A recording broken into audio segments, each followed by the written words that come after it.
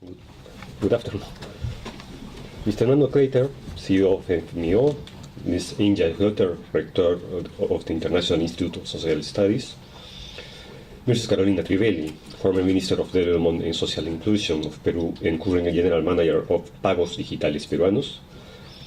Ladies and gentlemen, first of all, let me thank FMIO for hosting this event in this magnificent auditorium, and also allow me to convey my gratitude to all people that have put their time and effort in making it possible. Today we will have, I am sure, a very interesting and fruitful exchange of ideas on the topic, what do the poor need from financial inclusion? Lessons learned from the Peruvian experience. It's a great pleasure for me to start by reading a personal letter that Her Majesty the Queen has sent us on the occasion of this seminar. Dear friends of financial inclusion, as you meet to celebrate the leadership role of Peru in financial inclusion, I would like to send you my congratulations on the great effort and all that has been achieved so far. You have much to be proud of. As co-chair of the group of Friends of Financial Inclusion, Peru has played a key role in highlighting the importance of financial inclusion in the context of the post-2015 development agenda.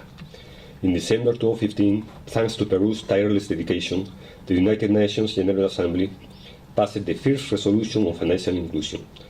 This will not have happened without the outstanding efforts of Ambassador Gustavo Mesa Cuadra Velázquez, which is our ambassador at the United Nations. Another testament to Peru's commitment to the financial inclusion agenda is Modelo Peru, a one-of-a-kind interoperable platform. With this, the country is on a great trajectory and solidifies Peru's status as a role model for other countries. The rest of the world is following this initiative with great interest. In my role as the UN Secretary General's Special Advocate for Inclusive Finance for Development, I am particularly grateful for Peru's unwavering commitment and support to help advance the financial inclusion agenda. I look forward to strengthening our partnership and celebrating many more achievements in the years ahead. With my best wishes, Her Majesty Queen Maxima of the Netherlands. We thank Her Majesty the Queen for her kind words and best wishes for this event. Dear attendees, we Peruvians are proud of many things, of the Incas, the Nazca Lines, Machu Picchu, the Amazon, the Andean Mountains, of our natural and cultural diversity and richness, of our past and our present, and of course, of our recent economic and social achievements. Our macroeconomic indicators have shown dramatic improvements in the last years. This had a positive impact in our social development too.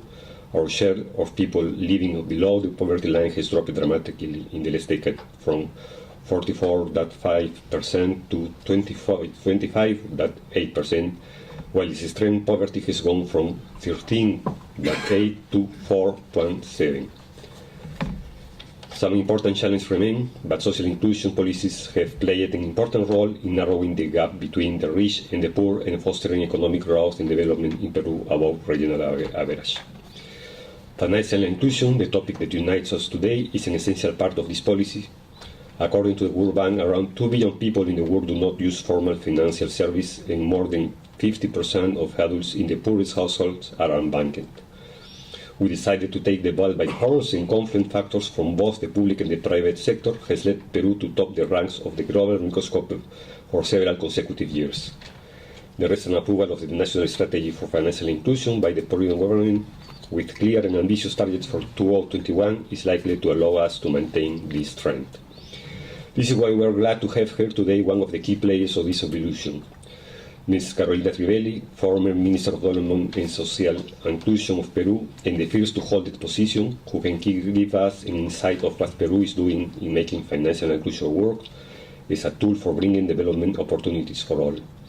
We also have Mr. Nando Crater, CEO of FMIO, who will share his view on the Peruvian model from the perspective of the institution that is engaged with the financial sector in Peru.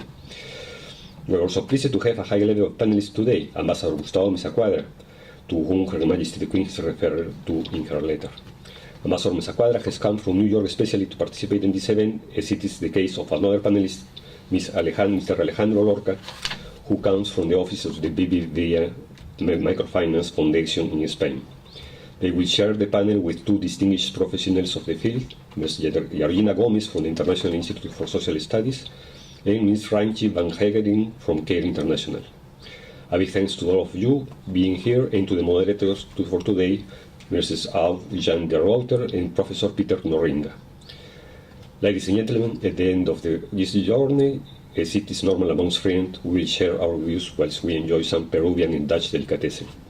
This is another way to celebrate the Peruvian gastronomy, which, in addition to being a source of pride and national integration, is a powerful engine for social inclusion by creating new jobs and sources of income for several families along the supply chain. Thank you all for joining us today. Muchas gracias.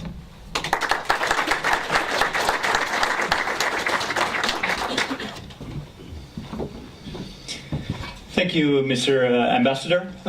Thank you all for joining us here today. I have the pleasure to be the moderator of the first part of the program. My name is Jan de Reuter.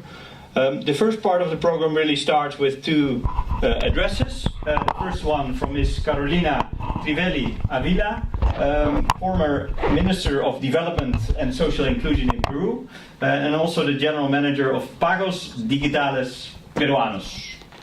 Please, the floor is yours.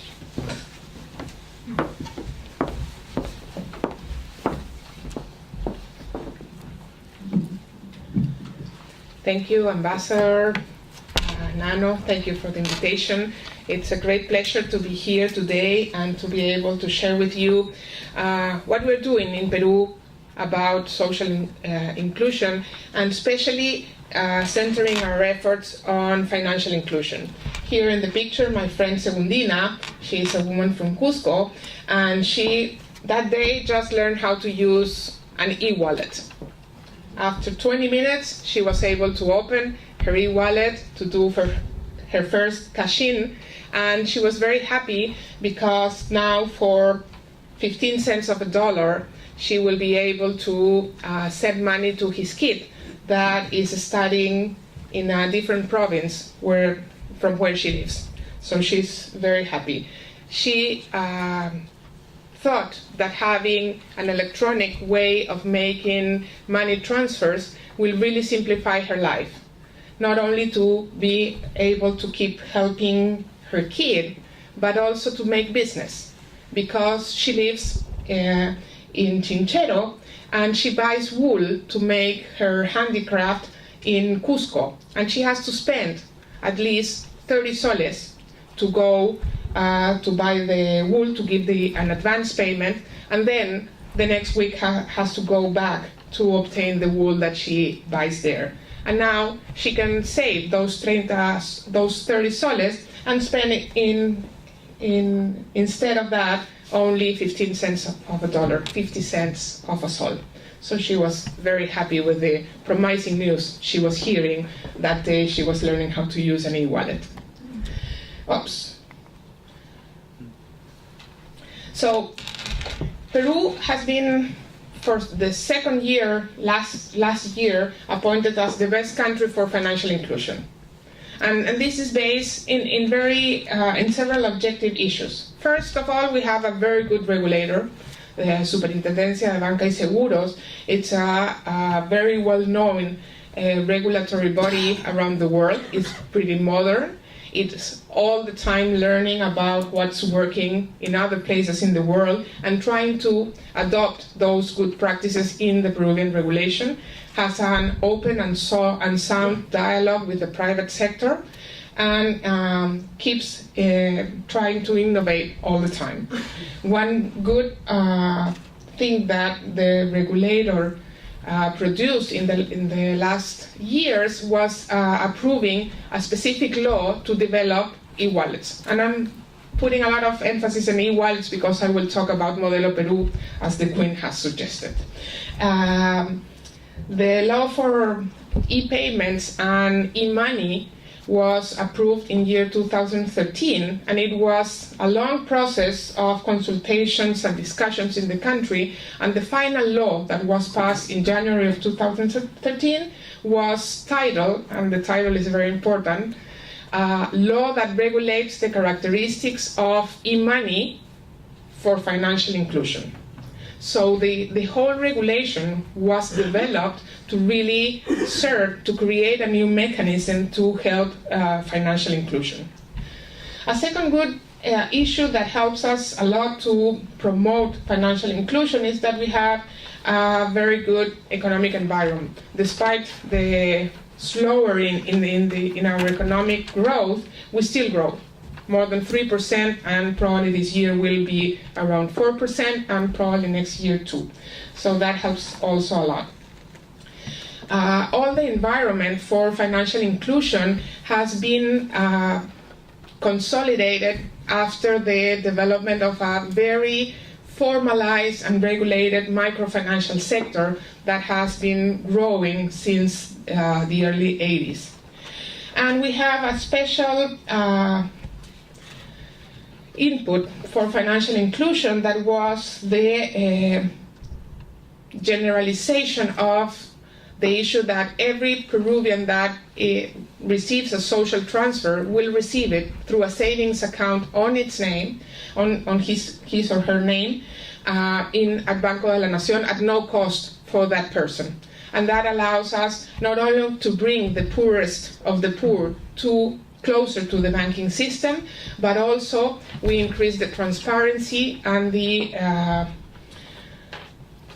and all the processes around the payments of social transfers to make them better, and especially to serve women like the one in the picture that is using her ATM card to obtain the benefit from the conditional cash transfer program. Today, more than 1.3 million Peruvians have their savings accounts with Banco de la Nación at zero cost and limited transactions to receive their governmental payments every 2 months, most of them, some of them monthly.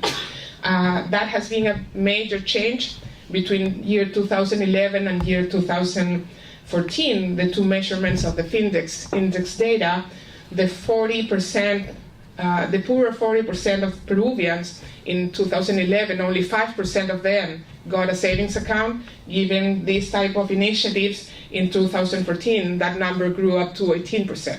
So it's a major change. Also, we have a very diverse, sustainable and profitable financial system composed by several types of institutions, not only banks, but several institutional formats. And that allows us to have a very competitive system that has been growing systematically, I would say, in the last 20 years.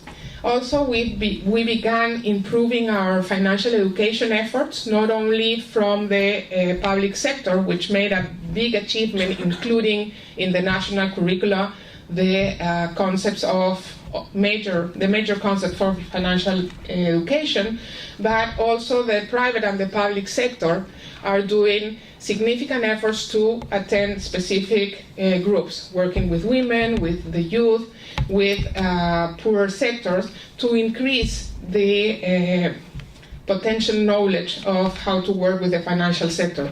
There are several experiences that have achieved very important results from the private sector and from the non-governmental sector, the civil society efforts. One thing that helped a lot to improve the financial inclusiveness in our environment is one important innovation is the development of the branchless banking system. So every single small shop, pharmacy, could be any small business could be a representative of one bank or of several banks and could perform some of the basic transactions. This has allowed us to increase the presence of the financial sector throughout the territory in a significant way.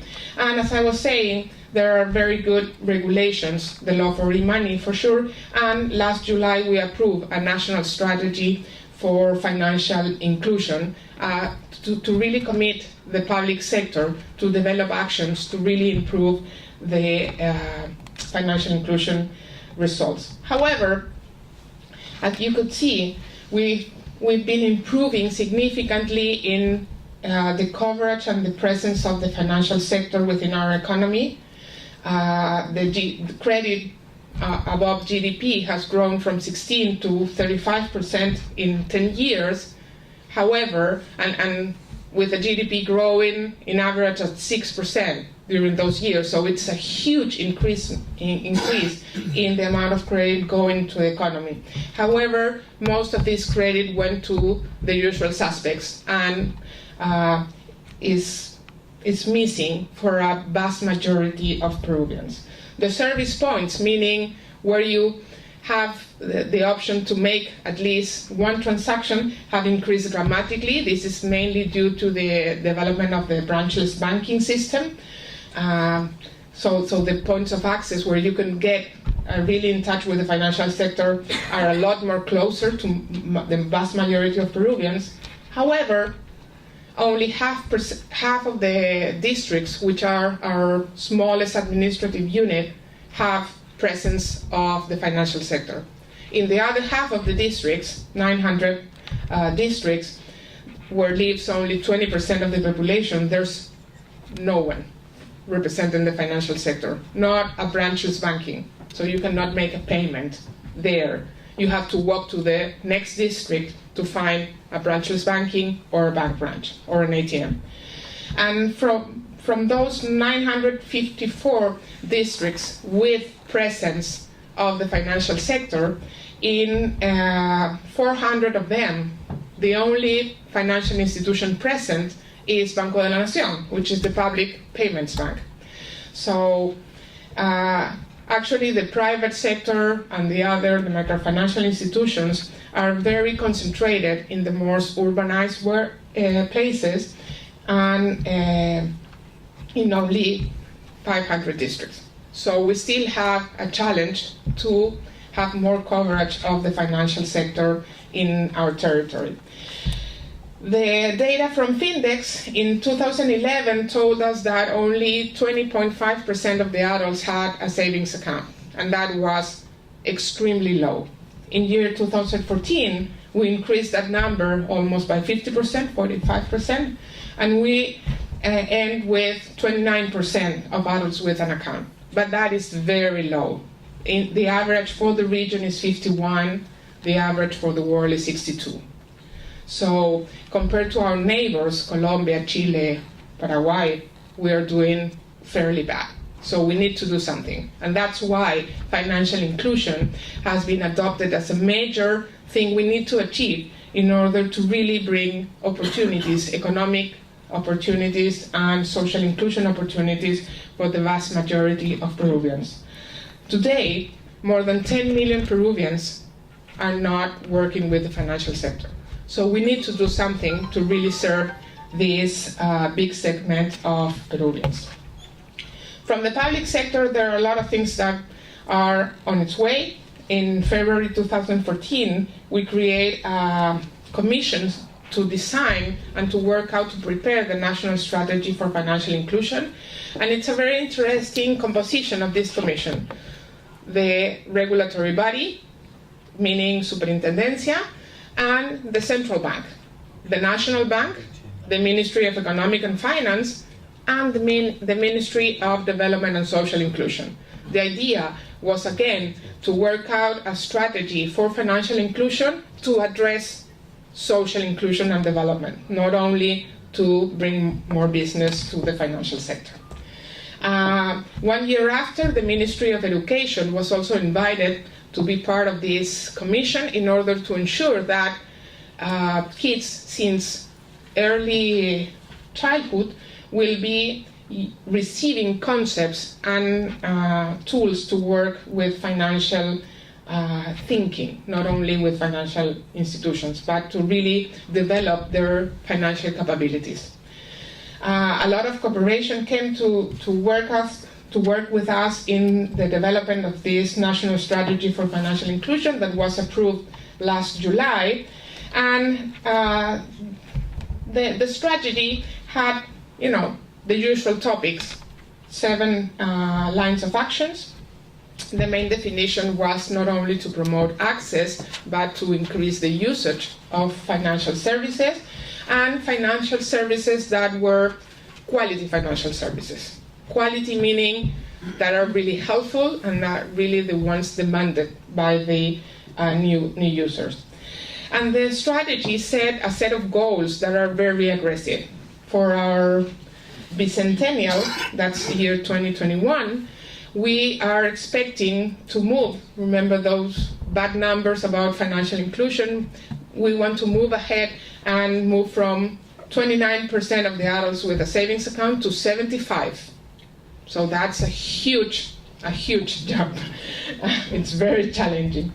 And we also want to ensure that most of our enterprises, which are small and medium, will have access to formal credit. That means more than double the amount of formal credit going to these small enterprises, and that electronic transactions will be, per capita, will be multiplied by 5. So it's a huge, and that we will have at least 1 point to connect with the financial sector in every district. So it's a big challenge, but we are aiming that the country will really get there. What we are doing today, the public sector is ending a set of studies to identify what payments could be digitized, what are the main barriers for improving the access of small and medium enterprises to formal credit. And the idea is that the public sector will really engage in promotional measures to really help these goals to be achieved. However, the main role is in the private sector. What it's going to do to really help this national strategy for financial inclusion. So then, here we are, Modelo Peru. It's an initiative run by the private sector. Queen Maxima was like 2 years ago, maybe 3 years ago, visiting Peru, and we were launching the idea of building this initiative. It's called Modelo Peru, not because we name it that way, but because it's a very strange and unique model, and outside the country, the experts in digital payments and in financial inclusion are talking about the model of the Peruvians, so it's Modelo Peru because of that, and only because of that. So what we're doing with Modelo Peru from the financial industry. First, Modelo Peru is a response to the diagnostic I was showing to you, but it's an answer from the financial industry to this favorable regulatory environment, this favorable economic environment, and to the issue that almost every Peruvian has a cell phone. Most of them are prepaid, old-style feature phones, but 90% of the territory has access to the phone signal, and near 87% of Peruvians, including the poorest, have at least one cell phone at home. And as I was saying, those are mostly prepaid feature phones. So the idea is how we can mix these things in one initiative and take advantage of this situation to really help the development of a payment method in the country. More than 87% of the transactions in Peru are made in cash. So the idea is not to compete with the financial services, which are limited and attend only a small portion of the population, but to beat cash. That's our main goal. So in order to implement this model, a new company was created, the company I'm working on, Pagos Digitales Peruano, and it's a very special company because it's a company owned by 34 financial institutions that create one company to develop one initiative to serve the development of a new payment channel in the country. It's an interoperable, and I will talk about a bit in a minute. So the idea of Modelo Peru is, first of all, put money in the cell phones. That's the first stage. We need to be sure that we can easily, cheaply, and in a very simple manner, we could put money in our phones and send that money phone to phone all around the country at a very low cost. That's the first stage, and we are working in that stage. Today, we went to the market with our wallet that's called BIM, from Billetera Móvil, last February 16. And today we have around 70,000 accounts already using BIM. The second stage, which is the more important, I think, is not only having money in the phones and allowing people to make transactions phone to phone, but to really build a digital payments ecosystem. Meaning that when you put money in your phone, you can do payments, you can receive part of your salary, you can send and receive money from your clients, you can buy stuff from your phone without cashing out and reconverting your e-money in cash again. So the idea of having a digital payments ecosystem is to really move transactions that today are happening in cash to the digital space, keep the money digital. And the important feature of that, it's not only that will add a lot of efficiency to our system, it will add a lot of formality to our economy, and that is a crucial point because we are a highly informal economy. But also we will create a lot of data. And that data for each of these new clients will be a significant input to move to the third and final stage of the initiative, which is to use that data to work with the financial sector to really create and customize products and services to be offered to the clients of the wallet. The good thing about this is that the ecosystem really creates big data. And the other good things is that whatever you create from the financial sector to serve these clients is that these clients are an SMS or a phone call of distance from you as a financial institution. So it's very cheap to work with them. So the whole idea is to really create a safe and simple and very cheap system to make payments that will help us to address financial inclusion, to address security issues, which is a major issue for the customers, and to help the formalization of our economy. So what we are doing is, as I was telling you, we just launched our wallet, BIM. It's a common brand wallet, and that's a major thing also. All the financial institutions work with the same brand, so everybody is offering BIM. And when you open your BIM account, your BIM wallet, you choose who will be the financial institution that will be your provider. And then that institution is the one that will be receiving all your transactional information. So, but you will be able to do all transactions with all the other BIMs in the country, no matter if they are working with another financial institution. So BIM is our wallet. It's based in what the regulation allows us to create, which is a simplified transactional account that can be opened from the cell phone directly, only having your ID number. And this is very important, and again, we're using the benefit that in Peru, every Peruvian, 98% of Peruvians have already an ID number registered, so we can count on that. This wallet is managed by this new company, Pagos Digitales Peruanos, for all the financial institutions that are working with BIM, and that makes it very efficient in terms of we have only one technology, we have only one technical service, we have only one contact center for all the BIM users to work with all the financial institutions before.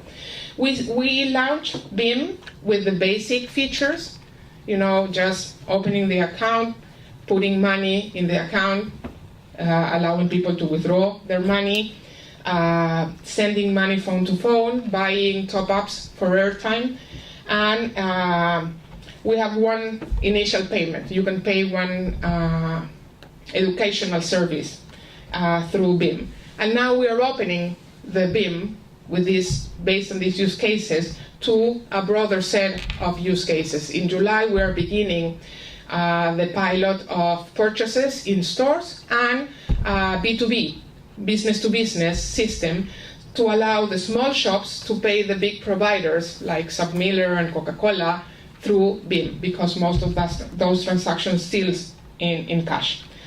So When we launched the wallet to the market on February, we went out supported by 9 e-money issuers, the ones that were ready at the beginning. Some of the big banks, but also some regional microfinancial institutions like Caja Sullana or Credinca, and one special company created to issue e-money in the country. The idea was that these were the first ones. Last Thursday, we had 6 other new issuers to this group, so now we are 15, I think. And in July, we are adding 8 more. And by the end of the year, we'll be 30 at least. We work with the 3 main telecom companies, so it's completely interoperable also among the telecommunications companies. So if you are a customer of Telefónica, you can send money to someone that is a customer of Entel or Claro. The idea is that we will provide a transactional payment service that will help us all. Any Peruvian could take advantage of this new system. However, our main interest is serving really specific groups of unbanked people. Now, my friends here in Cusco that work in amazing business, but they move around the whole region with their business and spend a lot of money paying for high transaction costs. And my friend here, the guy that makes everything, he paints, he solves any problem that you have at home, but has to come to your place to obtain some advance cash money to bring the inputs he will need. Then he comes to do the work, and then he comes a third time to obtain his payment.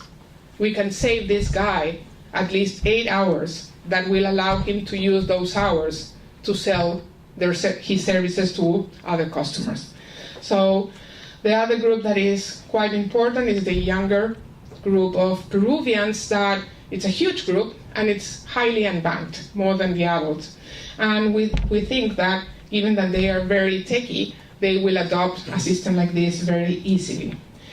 Important thing here, and to be sure that this type of clients can take advantage of this new payment system, is that it's a payment system that does not require a smartphone, does not require internet connection, does not require to have minutes left in your phone if you're a prepaid customer. So it really works very cheaply, very easily. We spent a lot of time in working the right wording for the menus to be sure that everyone will understand what it's in that menu. For example, instead of saying send a transfer to, it says send money. That's it. Instead of withdrawing money, it's take out money from your account, from your bin. So those small things make it a lot more inclusive than other services like this. Our goal is in 5 years to reach 5 million Peruvians, and we hope that at least 2.1 of them will be active users of this new product. So as a summary, the private sector, the financial sector, because it's not only private, part of this new company and of these 34 financial institutions working with BIM are public institutions, Banco de la Nación, which is the payments bank, but also some of the cajas municipales, which are public-owned entities, are part of this initiative. And it's one of the, I think, few cases around the world, maybe the only one, that it's based on a solution developed by the financial sector, working all together to develop one national platform to really improve the usage of digital payments in the country. It's a collaborative effort among competitors, so that makes it very difficult to achieve, but it has a very interesting potential. The idea is collaborate to create the platform and then compete in the future to really serve these clients. And that's why we agreed in the phase of the collaboration to have only one brand, common brand for all of us.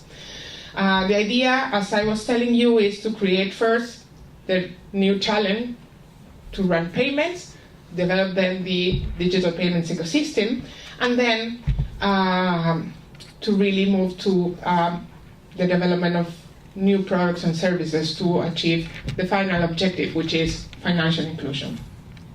It's going to be oriented mainly for these sectors that are excluded, and we are running our initiative based on a very sound technology developed by Ericsson. This same technology is working in other countries in the world, but we had to make a lot of adaptations of that technology because the technology was prepared to have only one e-money issuer behind, and we are 34, so it's a major change. And we work very closely with the telecom providers because we need the communications they provide us. We need with a lot of service providers that allow us to promote the usage. The regulators have been very supportive in really helping us to develop a really digital product with no signed paper contract, and that's a major change in our regulation. And we're working with the national identity system, the tax collector, and and a lot more of institutions that are supporting our initiative. This is an example of how the private sector can react, and not without difficulties, but with a lot of difficulties, can work together to really support a national effort to really change the pattern of financial inclusion in the country. And that's it. Thank you.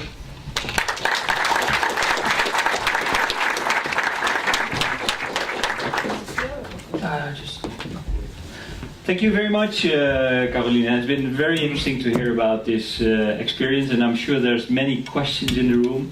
I suggest you hold on to your questions. First of all, I'd like to give the floor to Nanno Kleijterp, the CEO of FMO since 2008, but before that he had many different roles within FMO, including roles in Latin America, and I think it's fair to say that you have a very special relationship with Peru. So Nanno, please share a bit with us. Thank you. Thank you very much. Thank you, Carolina, for a very interesting presentation, and congratulations with the model. I think it has a great future, and I think fintech and everything related to it is the future for inclusive finance. Well, it's great for me to be here, and it's fantastic that we have the possibility to organize this together with ISS and together with the embassy. For me it's extra special because well, Peru has a special place in my heart. It's in reality my segunda patria. The first time I went to Peru was in 1978, and in 1979 I met my wife there, so that gives a close relationship to the country. And at that time I was working in Peru in a rural development project with small farmers in San Martin, so already involved then in inclusive finance. And when I joined FMO in 1987, that's some time ago, my first trip was to Peru to visit the client of FMO, Banco CCC. I think the first formal micro-enterprise bank, I don't know if it's in the world, but probably, but really focused. Unfortunately then the huge crisis and hyperinflation came in Peru, the economic crisis, and the bank got difficulties, and at that time the government was not, let's say, able or willing to support the bank. But it was already then, I think, a predecessor of what was happening afterwards in Peru in the whole microfinance sector, where Peru is really a model. So that makes it special. Let me tell you a little bit about FMO's experience in Peru, and let's say we'll talk about the positive, but also some of the learning points that can be discussed later on in the panel. Well, as you've heard, we have quite a long track record in Peru. Today, our outstanding portfolio is a little bit more than 200 million in the financial sector. That's about half of what we have outstanding in energy, not mainly in renewable energy, in wind energy, in hydros, and also in solar. And lately, also in the last years, we have become active in the agriculture sector in Peru. So Peru is the second biggest exposure, country with the biggest exposure in Latin America. And we aim, for the context, to be the leading impact investor by doubling our impact, and we measure that in jobs, by doubling the avoidance of CO2 emissions, related to climate finance, of course. And a special focus is inclusive finance directed to the bottom of the pyramid. And that's also where we have a lot of experience in Peru. No? We have been financing financial institutions, microfinance institutions, with the aim to reach out to the small and medium entrepreneurs and enterprises, which are in a lot of cases not served yet by commercial banks, and play a very important role in the job creation in the country. At the same time, we are aiming at including more people in the financial system through the microfinance and also through other mechanisms. We have the clients of FMO for a long time. I will go a little bit deeper into the case of Mi Banco. Is Mi Banco, Edificar, Compartamos. And already for years we have been working with them. Interesting, I think, is to mention that since a few years we are also focusing on the agriculture sector, and also there we are focusing on inclusive finance. Last year we committed a loan to the biggest chocolate company, which even a lot of Peruvians don't know which is the biggest chocolate company, because it's not very well known, because they produce for all the big brands. That's Machu Picchu. They are one of the biggest buyers of cacao in Peru, and we provided a loan to them in order that they can provide loans to the farmers where they buy their cocoa. And as Carolina mentioned, well, that was during the lunch, was the productivity is very low, so some rise in productivity already has a huge impact on the income of the farmers. And because it's very difficult to reach out to the small farmers directly, exactly this is the kind of company that helps, and they provide the loans so that the farmers can invest in their farm and improve their production methods, and also improve the trees they have. So that is, I think, not only microfinance, but also through the agriculture, through the supply chain, we can do a lot in inclusive finance. To go into the case of Mi Banco, because I think the case of Mi Banco in that sense is interesting. We started with Mi Banco in 2001 when they still were a relatively small microfinance institution. As you all know, probably, Mi Banco now is part of Banco de Crédito, as is Edificar. I think that has some positive aspects and also some less positive aspects, in the sense that they become part of a bigger bank that is very much rural, very much urban focused, and I will come back to that a little bit later. I think Mi Banco was, as let's say, the whole microfinance sector in Peru was an example, I think, at international level, where others said, well, this is really the example how it should be done. And Mi Banco grew by 70-80% in the first years that we were with them, and they were really successful, the most fast-growing microfinance institution, and a really role model for the sector. Then after several years, and this is, let's say, not only Mi Banco, I think it's more in general in the microfinance sector in Peru, there were the first signs of more competition, and that the institutions, microfinance institutions, were growing by giving more finance to the same customers, and not so much by spreading out more in the country. At the same time, the barriers of entry in the financial sector in Peru were quite low, so a lot of new financial and microfinance institutions were created, which increased the competition. And the result of the competition, what I think everybody would have hoped for, and was the strategy at that time, was that because of the competition, institutions would go and look for new clients. I think that also happened, but also the other part happened, and there was an over-indebtedness of the existing clients. And let's say in order to that, and the result of that was deteriorating portfolios. In order to grow out of these portfolios was more innovative products for their clients, but that reduced at the same time the client loyalty and the repayment discipline. And there was a kind of vicious circle that also that made that the institutions were also, let's say, what's called mission drift, focusing on microfinance, but then going to the bigger and, or let's say, to the small and also to the medium enterprises, where really their whole setup was not really fit for that purpose. So one of the signs was that the number of clients shared by financial institutions was sometimes 4 to 5 institutions for the same client. No? So they were looking and solving sometimes their payment problems by going to another institution. And also the non-performing loans went up. So worrisome signs, and I think it's interesting in the lessons learned maybe to take that back and to see what can be done on it.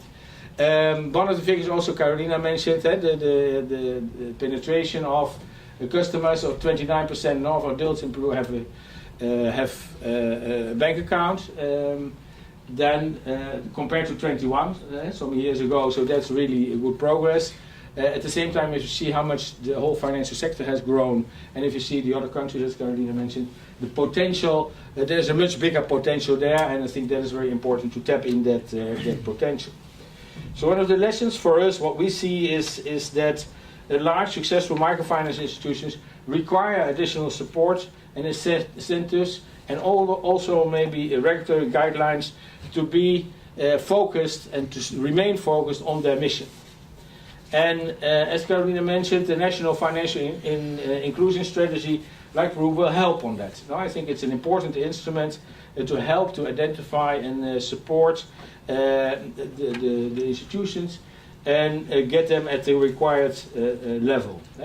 Maybe we could think about a regulatory guideline to cap the level of cost indebtedness, for the institutions, in order to force them to find new clients in other areas.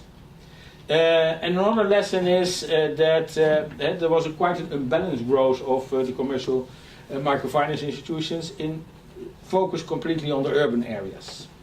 And commercial providers like Caja Rurales, Cooperativas, y Caja Municipales, they can play a much bigger role in promoting inclusion in the Peruvian financial sector. And what was mentioned already, also the national strategy is looking at those less formal institutions, given their presence in urban areas.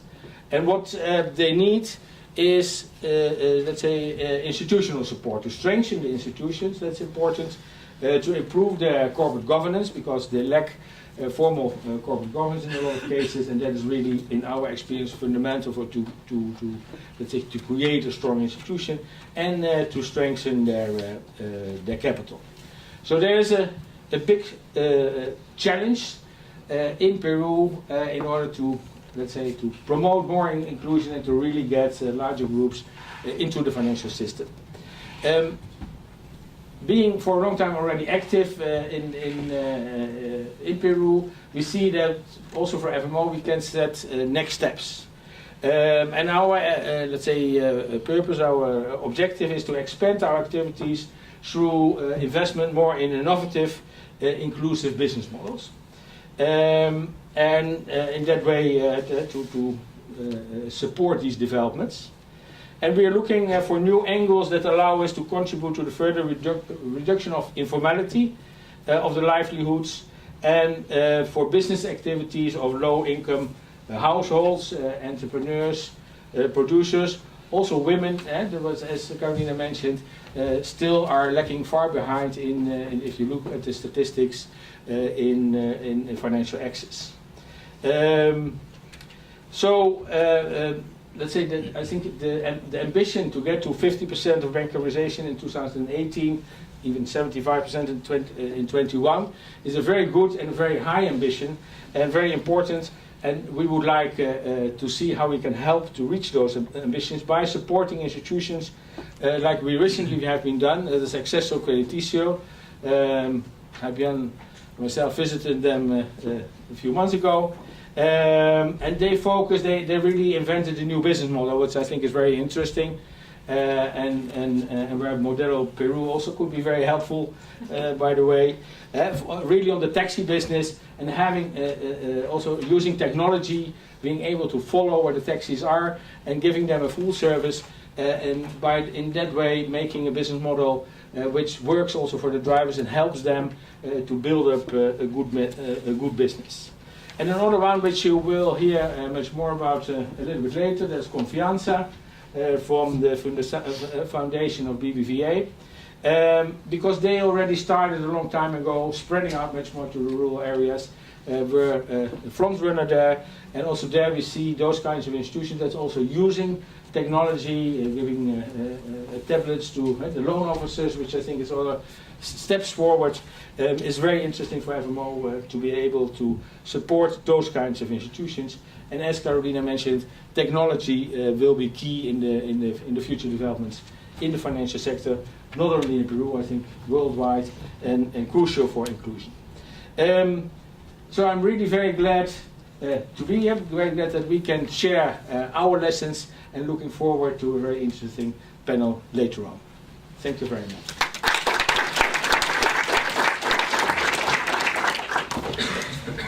Thank you very much, Nano. Carolina, Nano, can I invite you to the stage for questions and answers from the audience? I hope you have hold on to your questions during the presentations. Perhaps I can start with an opening question. I think we're at a very exciting point in time. Technology being sort of one of the key means actually to sort of make big jumps in terms of financial inclusion. Carolina, you mentioned specifically also the collaborative nature of the Modelo Peru. Nano, you talked about the fierce competition in the Peruvian market. What's the trick of bringing together all those institutions to really make use of technology in the best way to make this, well, leapfrog forward? Thank you. That's the question of the $1 million. Actually, it was very difficult at the beginning to ask all these competitors to sit together in the same table to begin discussing what we could do using technology. And the key point was to really realize, based on the worldwide experience, that to develop a payment system, you really need scale. To make it cheap, to really make it an inclusive instrument, you really need a very large scale. To give you an idea, our business model will only get to the equilibrium operational point when we reach around 3 million transactions a month. And if every active account makes like 3 transactions per month, that means 1 million clients, actively users of the wallet. And to achieve 1 million clients of active users, you need like 3 million clients subscribing the wallet. And for that, in a country like Peru of 30 million inhabitants, you cannot do it working only with one mobile network operator or working just with the efforts or clients that one institution, also the larger one, Banco de Crédito, cannot make it alone. And they experiment. 2 or 3 of the largest banks made experiments before, trying to get into this type of initiatives, and they failed before going to the market. So then the issue was, if we don't go together, nobody will make it. And maybe one mobile network operator, as in Africa, will do it. So why the banks will want to leave a financial product and system to a different industry to come in and having the opportunity of working it all together. Saying that it was completely impossible, difficult, complicated to have all the discussions to get to the point to reach operational standards, shared, common brand, agreeing on fees and commissions, writing the business model to agree with all. So many competitors in the table. But it's possible. It came through. Great, thank you. Anno, anything you would like to add on? Well, I think it's a very interesting initiative because of the collaboration. I think a lot of possibilities to really grow to the level what is needed. And once you're there, I think that is really fantastic what that can mean for inclusion. Thank you.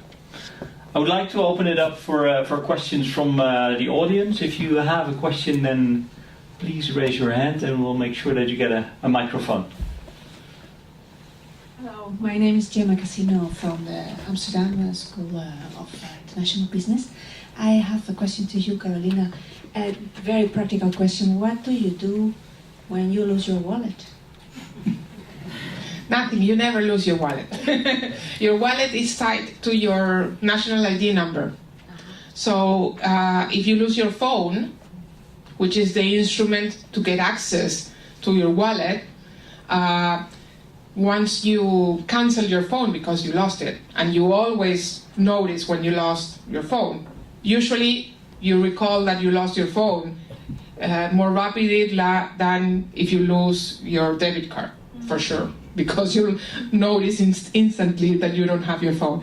So when you call the phone company and say, well, cancel my phone until I get a new one, then no, you can call from any public phone to the toll-free number of the phone company, and that will stop any transaction. And to access your wallet, you have a PIN code as for your debit card. So no one that gets to your phone can really get access to your account. So your account is completely protected. It's a digital account, actually. So it's almost impossible to lose your PIN.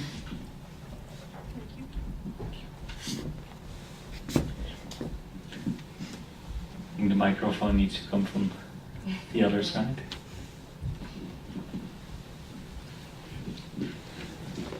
My name is Joris Timmers. I work at Rabobank, and I have a question for Ms. Trivelli. I think it's a wonderful initiative, the Modelo Peru, and it's bound to be successful in your country. You also mentioned that outreach of the banking agents is still a challenge in your country. In your neighboring country, Colombia, there's Banca de las Oportunidades, which also made tremendous efforts to increase the amount of banking agents in the country. Are you looking at a similar model to promote the opening of banking agents in Peru? Actually, the public sector within the efforts of the National Strategy for Financial Inclusion is looking at the case of Banca de las Oportunidades. The main problem with one of the main efforts of Banca de las Oportunidades to help opening bank branches in every district, they have this decreasing subsidy until you reach sustainability, is that the measure of time that they thought they required to get sustainability for each of these small branches was too short.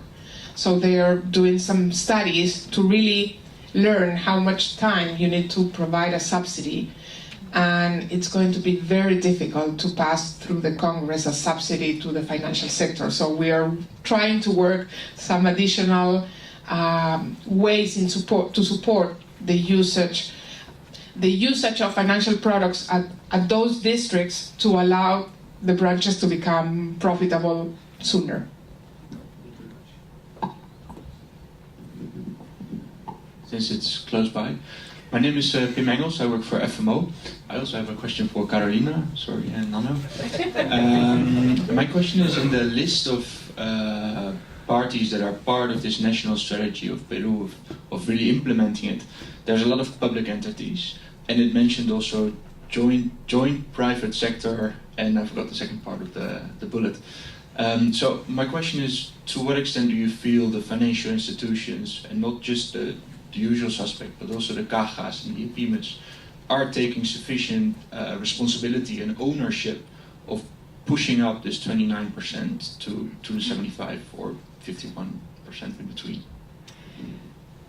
Okay, the National Strategy for Financial Inclusion is the commitment of the public sector of what the public sector will do to support financial inclusion. And that's very important, because before that, we only had like sectoral initiatives to support financial inclusion. Now we have a national commitment, and all the private sector, all the public sector entities should work towards the same objectives. And that's a major change in trying to coordinate and interlink policies to help financial inclusion. Within the relationship with the private sector, it's not stated in the National Strategy for Financial Inclusion, but the idea is to show what the public sector is going to do and allow the private sector to take advantage or to add to those efforts.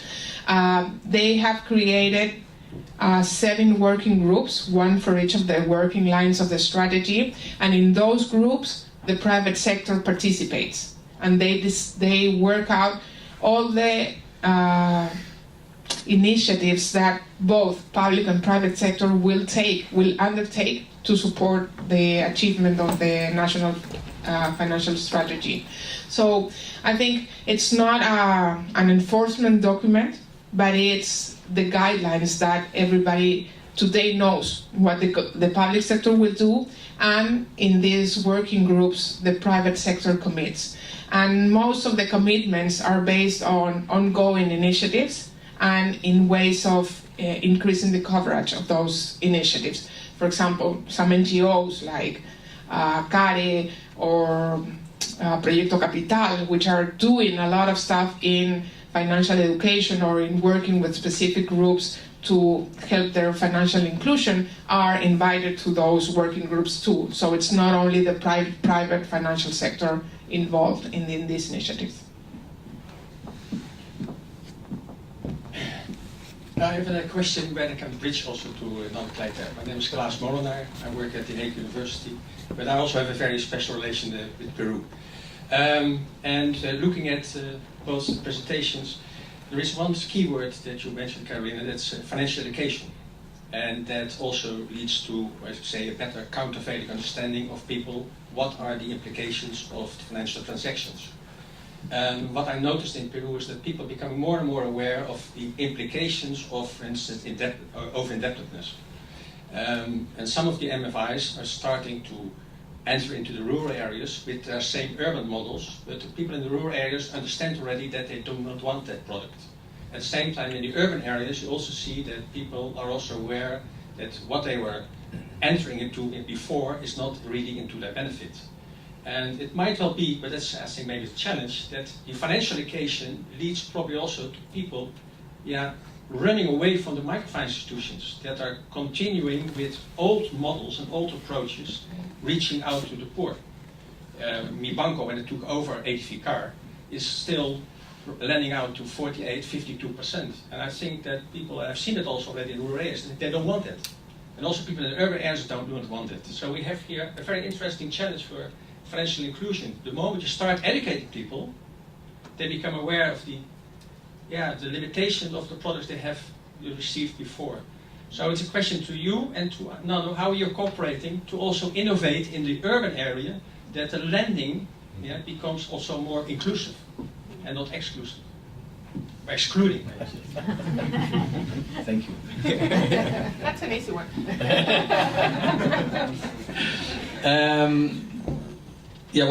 First of all, where we focus a lot on in working with microfinance is the consumer protection principles.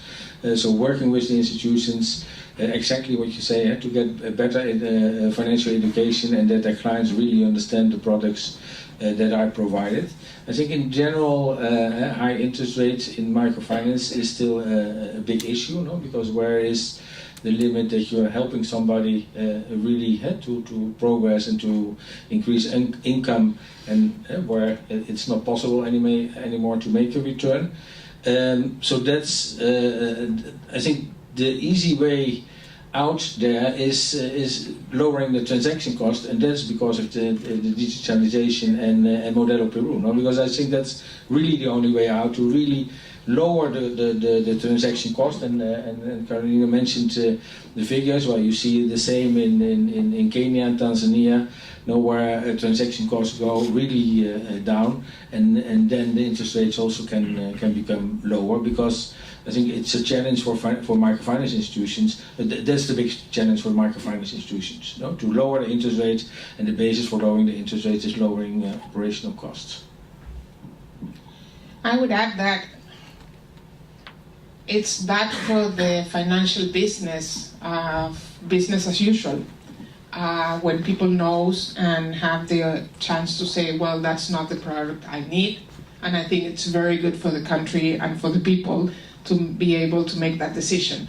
So I think all the efforts towards more financial education and the development of more financial capabilities will help at the end the I cannot say that. The more competition among the lenders in the country.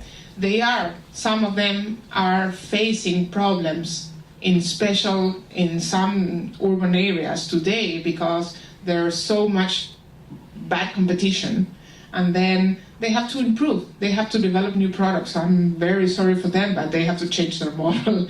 And digitalization will really help them to improve the ways they can approach their clients and the way in which they are imposing or not transaction costs to the client. So that's an opportunity. However, the main issue is that we really need to be sure that all financial institutions work based on consumer centricity.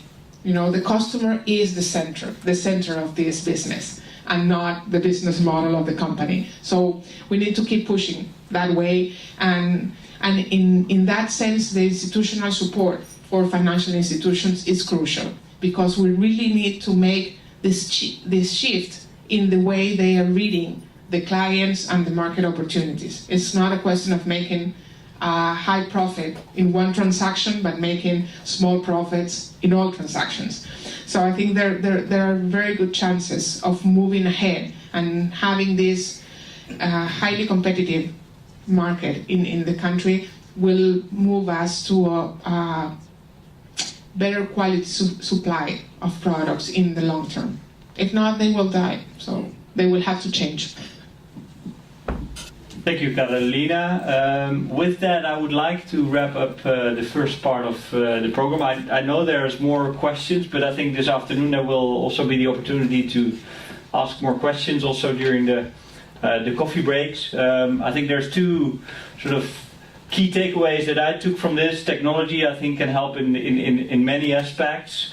Collaboration is key. Incentives that are aligned are helpful. And maybe the third takeaway for me was Peruvian chocolate. So what I would like to do is invite you for coffee, and then we'll continue after the break with the second part of the program.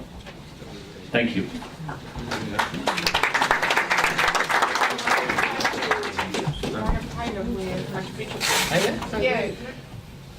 When we prepared for the panel, the impression was that before the break people would talk about the state of the art, sort of the usual stuff going on, and that the panel, the second part, would be about the innovative stuff.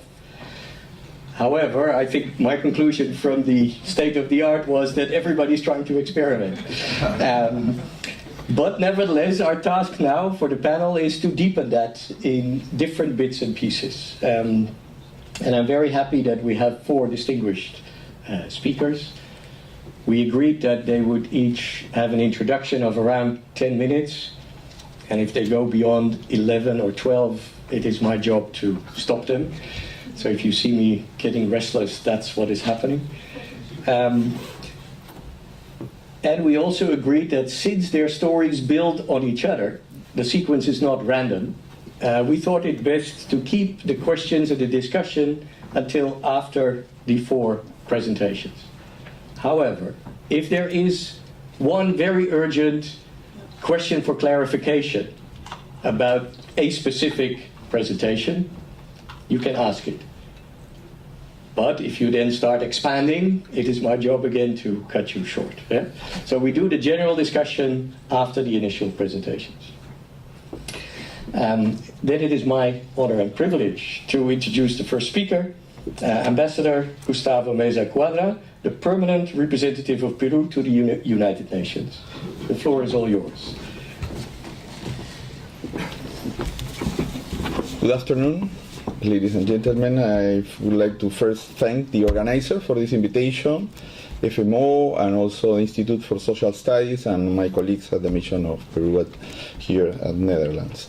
It has been a very important year also for financial inclusion in the United Nations. As a permanent representative, I can assure you that one of the reasons why financial inclusion is now high in the agenda at the international level, and particularly at the UN, is because of the work that has been doing Her Majesty the Queen Maxima, as special representative of the Secretary General for Financial Inclusion.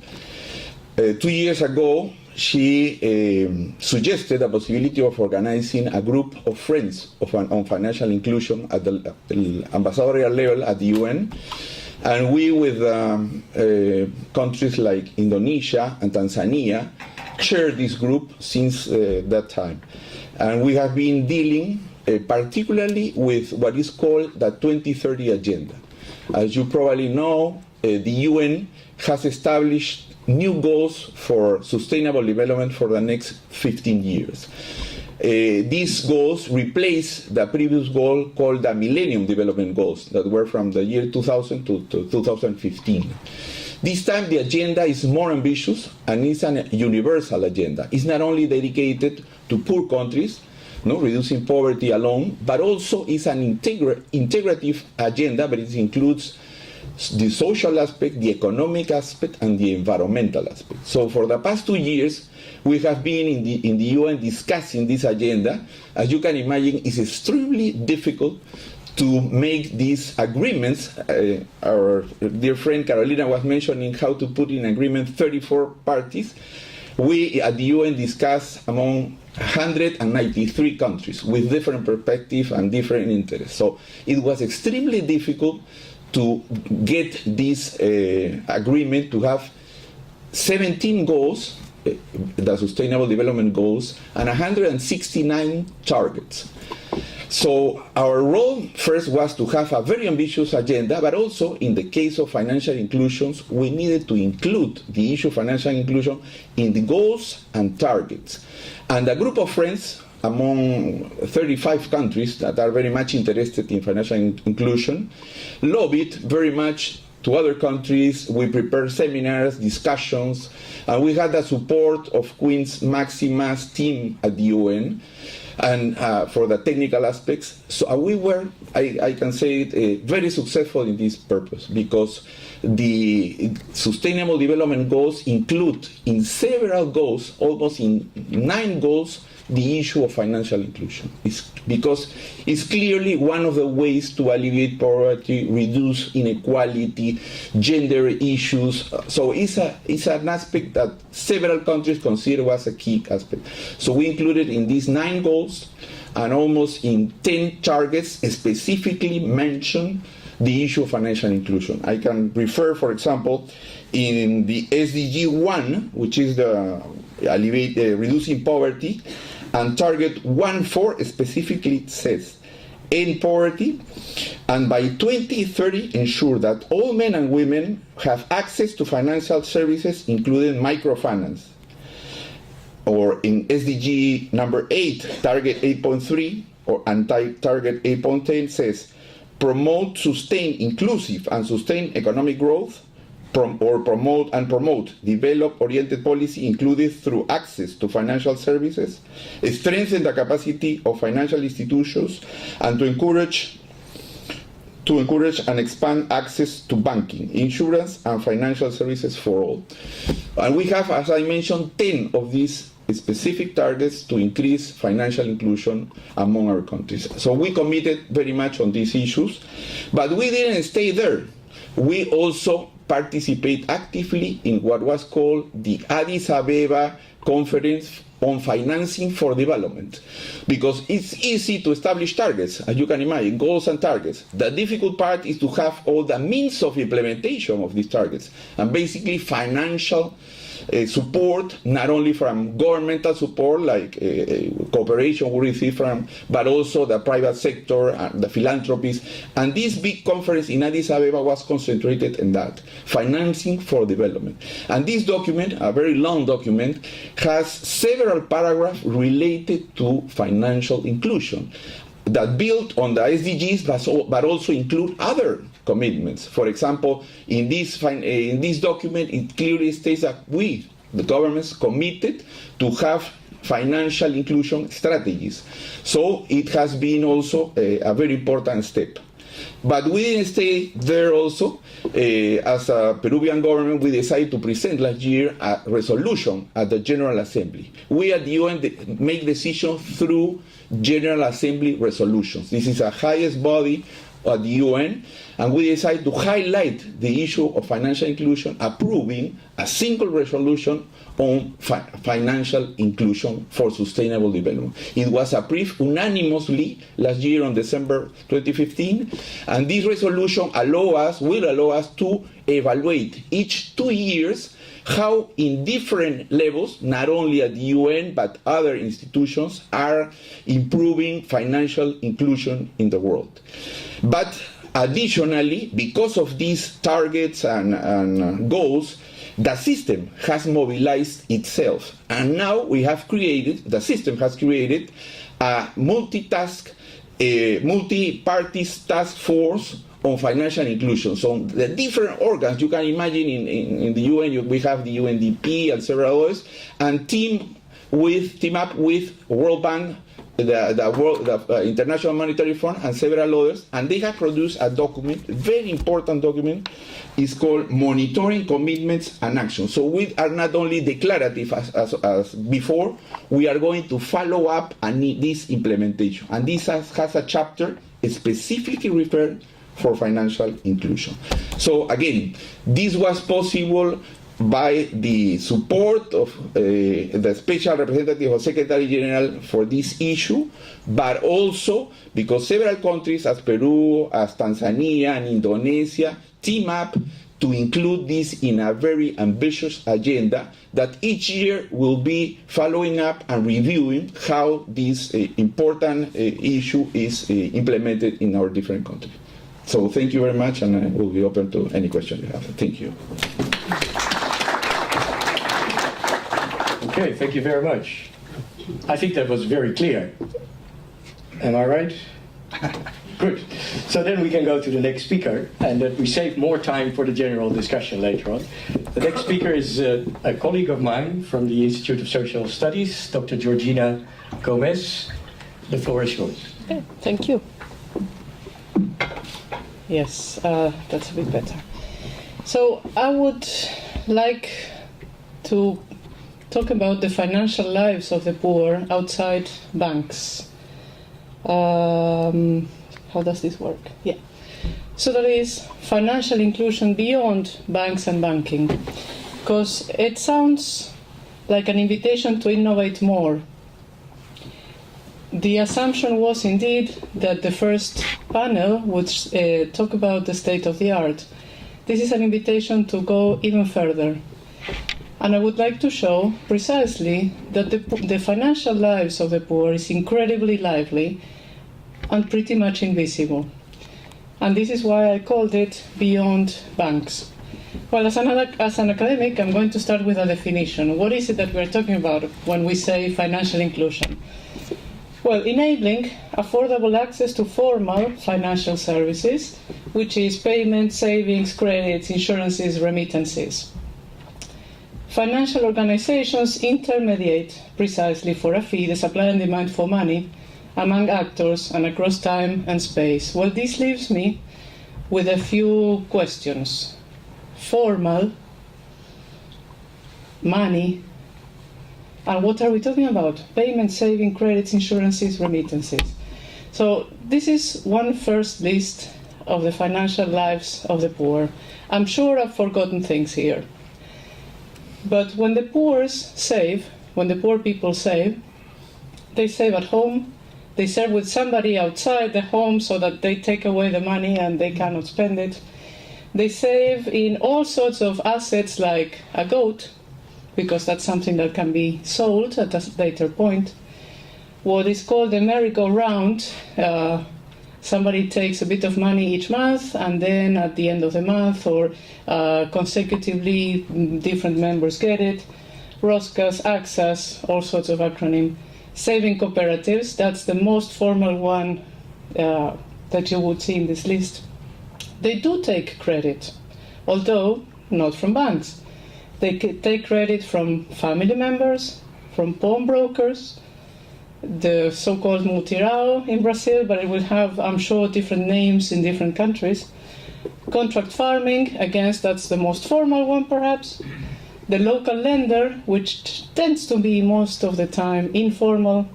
And then all sorts of microcredit schemes, and I included microcredit here because it existed much before Yunus packaged it in a formal way and sold it to the rest of the world as something new. The poor were doing this for many years before that. In terms of insurances, we can think of funeral societies, saving for marriages, very important occasion. In terms of investment, crowdfunding, social seed capital, etc. And of course transfers, remittances, and here I can include Carolina's BIM, right? Or local money.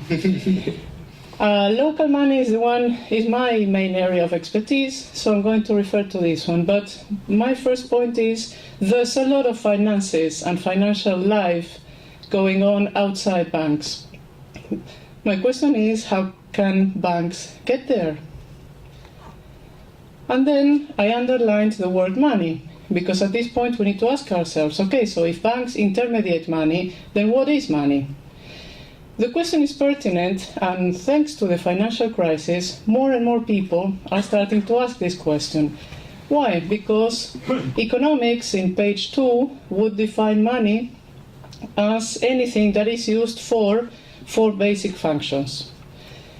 The problem is that any of these things, somewhere at some time, have performed those 4 functions. So what is money?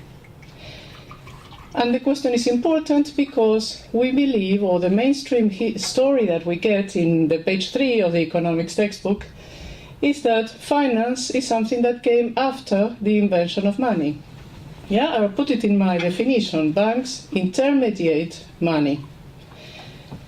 But we know, and everybody that is building up the expertise on this topic knows, that it's the other way around.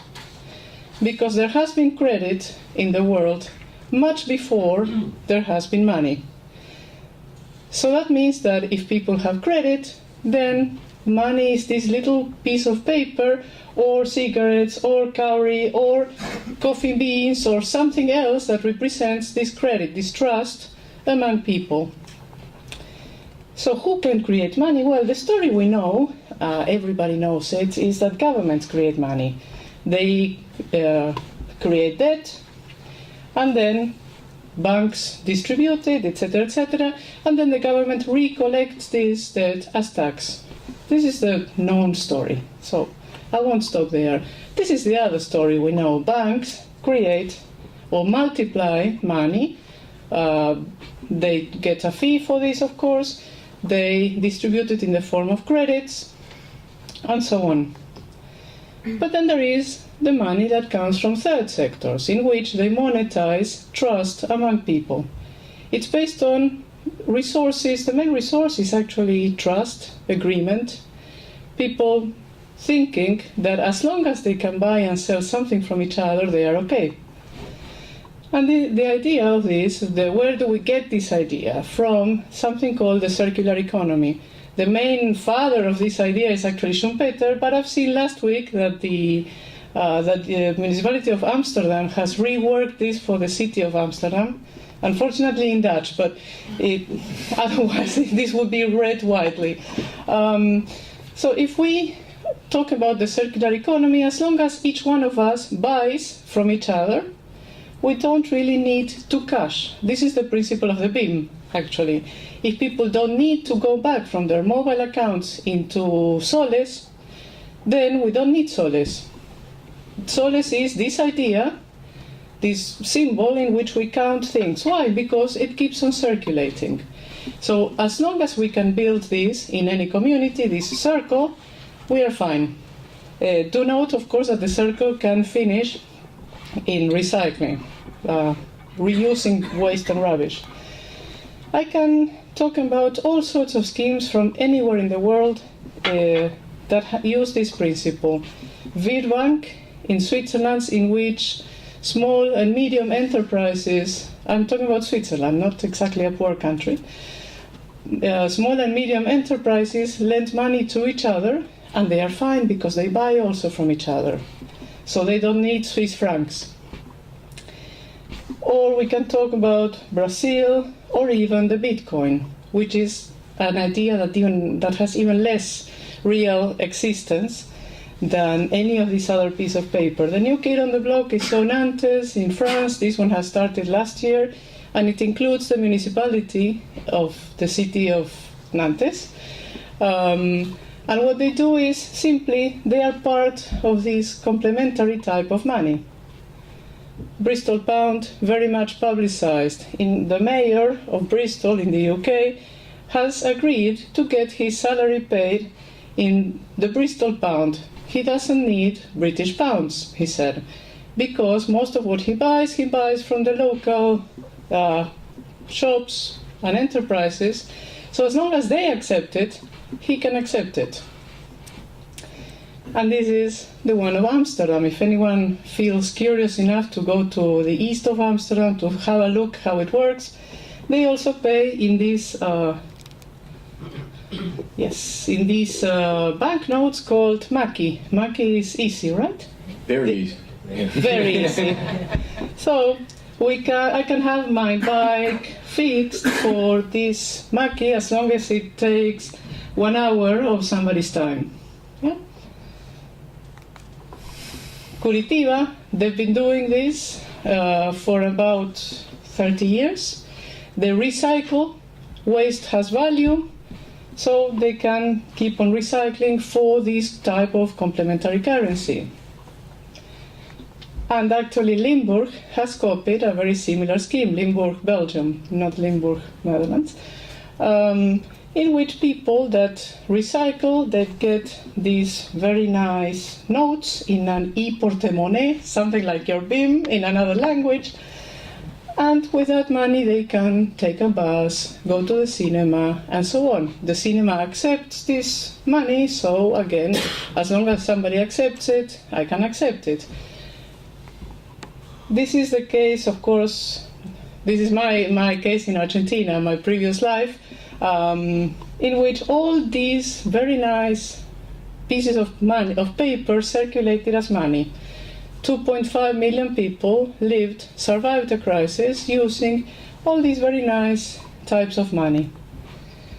And this is perhaps the largest one at this point in Kenya, and it's called the Bangla Pesa. It's a quarter in a very large slum in which a lot of people from Bangladesh lived at some point, businessmen and women, and they called this money the Bangla Pesa, the money of the Bangla quarter or ward.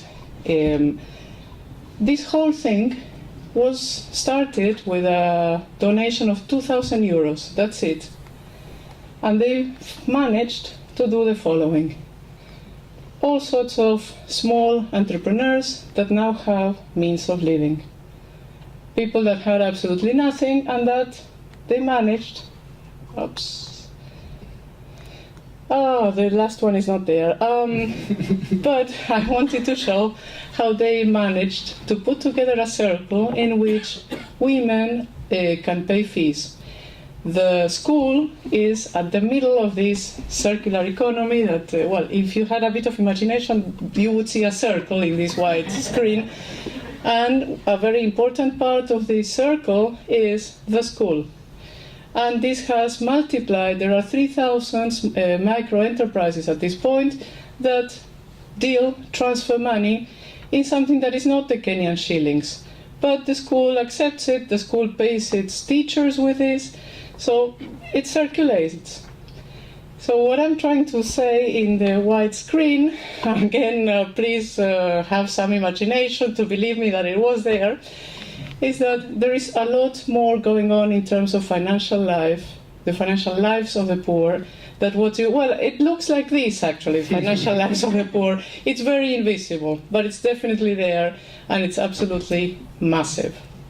The question is if banks will get there.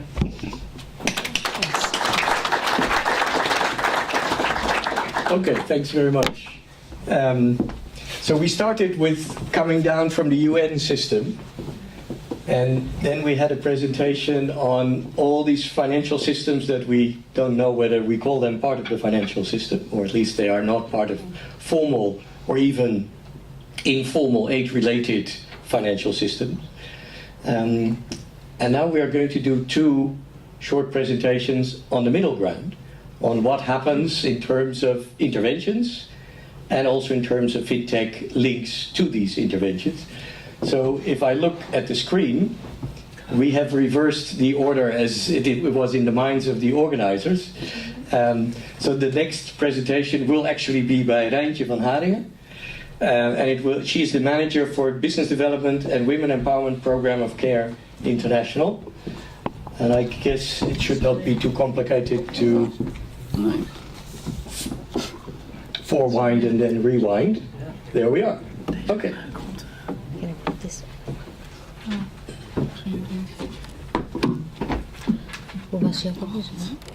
No, it's okay. The floor is yours. And thank you to ISS and FMO for the opportunity to share what will be a little piece of practice combined with a piece of research that we have been doing at CARE International. Maybe for those of you who do not know what CARE is, it's an international confederation really of organizations that work in international development. The Netherlands is one of the confederation members, CARE Netherlands, and we work, all of us, all the members work through over 80 country offices in the south, implementing development projects with funding from our different markets. In this case, what I would like to share is a piece of work that CARE has been developing over the past decades, and it's built a little bit on examples that Georgina has also mentioned, which are the village savings and loans associations, which are informal groups of people that work in different economies, but most of CARE's experience is in Africa, which makes me bring you an example from Africa while all of you have been talking about Peru. For me, it feels a little bit strange because I've passed half of my life in Latin America and part of it also working in projects in Peru. And since 2 years I'm back in the Netherlands, and it feels a little bit strange to now be in a Latin audience and talk about Africa. But this is CARE's contribution to this topic, and I do think that there are a few practices here and lessons learned that may actually bring some additional points of view to the table. So village savings and loans associations, as CARE calls them, but some other organizations call them self-help groups or whatever way you want to call them, but it is a collective of people, in practice 75% of them usually women, who come together to share resources, bring them together, save together, and take out loans from this collective pool of resources that they have brought together. And what CARE has been doing is kind of working with these groups on the mechanisms that can be used to do this in a manner that is as safe as possible, and that actually allows the women in most cases to protect their money from being abused by other family members. And it's also a platform where a lot of learning takes place in terms of financial literacy, but also social empowerment and economic empowerment of the members involved in these organizations. What we have done, because we noticed after so many years of working with these groups, that some of them were kind of ready to graduate from this more or less informal mechanism. And they started to build up either an amount of capital that required more sophisticated mechanisms, or they developed needs for more sophisticated financial instruments and tools, or they wanted to access larger credits, or they wanted to have access to other types of financial products. And that is where, little by little, in different CARE countries, we started to facilitate linkages between these groups and the formal banking system, but also in countries where, or areas where CARE did not work at all, or where there was no NGO facilitating this process, we could see that more and more groups were seeking linkages with the formal financial system. So these two pieces of research, one that we did together with Accenture, well represented in this audience as well, was on looking at what kind of market do these kind of groups or associations represent from the point of view of banks. And the other one to the right is more on, and currently, what do these associations do? If they would want to be linked with the formal financial system, what do these linkages look like? And who is establishing them? And who is responding to them? So what I briefly wanted to do in this little intervention is show you what the outcomes were of those two pieces of research in very broad strokes, and you can have access to them later on. The first one that we worked on together with Accenture, in the first place assessed the size of the market of income from services to low-income communities that are currently not banked or underbanked, talking about a 380 billion US dollar opportunity, of which more or less 70% would be in micro, small and medium enterprises in terms of credit, and 30% at an individual level in terms of thinking of loans and other financial services. In doing this research, we, CARE, Accenture together, came to 6 important insights, and one of them, always thinking of this as something that was done for a bank audience, and not so much for the mobile network operators who are already working on this. And therefore, that first insight, you either invest now or you are left behind, basically by the MNOs. And from Peru, we can see that the mobile network operators are not in an isolated working in an isolated manner, and that you are doing the effort to bring them together with banks. But this is definitely a point where one should get involved if you want to keep up with the way that MNOs are actually getting access to this market, penetrating the market and offering products in that market. Another insight that they came to, and this is based on talking to 30 banks that work across 27 countries, but another insight that was a result of the study is that a lot of the banks that were interviewed were not very clear about what segments then are we targeting in this, and Carolina mentioned them. If we target specifically youth, if we specifically target women, then what kind of products do these people need? If we target micro enterprises, what are we really talking about? And the conclusion was a little bit like if you don't get that right from the beginning, you miss your opportunity in this market. Another one, and this relates back a little bit to CARE's VSLA, or Village Savings and Loans Association's experience, is the importance to first start talking about payments and savings, and that's what you are currently in Peru also doing, and only then think about, and now how can we expand this to credit? This is obviously so that you build up a track record with your clients, you get to know your customer, and only then will you want to get into more sophisticated products. And in that sense, the savings and loan groups can really be an entry strategy, because they have usually worked for several years already in developing financial literacy. You can see how they have built up their own track record within the group in terms of paying back loans. There is usually some kind of enterprise around the collective funding that the women have brought together, and they will have some productive activity on basis of that. So there is a basis also to grow their capital into something bigger and not just pump the money around without the capital base ever growing. And then there is the balance required, and this is also because we're talking about banks here who do not necessarily already have all the penetration that the mobile network operators do have, and that then they need to find some kind of combination of also having that mobile penetration and working together with other operators to be able to combine those channels. And then in the last place, to align their operating model to a financial inclusion strategy, because a lot of the banks that we talk to did not really see this working with the base of the pyramid as part of their core business. Some of them would see it as like a corporate social responsibility matter, and the advice here was, or the insight here was, when you include it as a profit center in your business, you get a whole different way of looking at it than when you just say we do this on the side to support these poor people.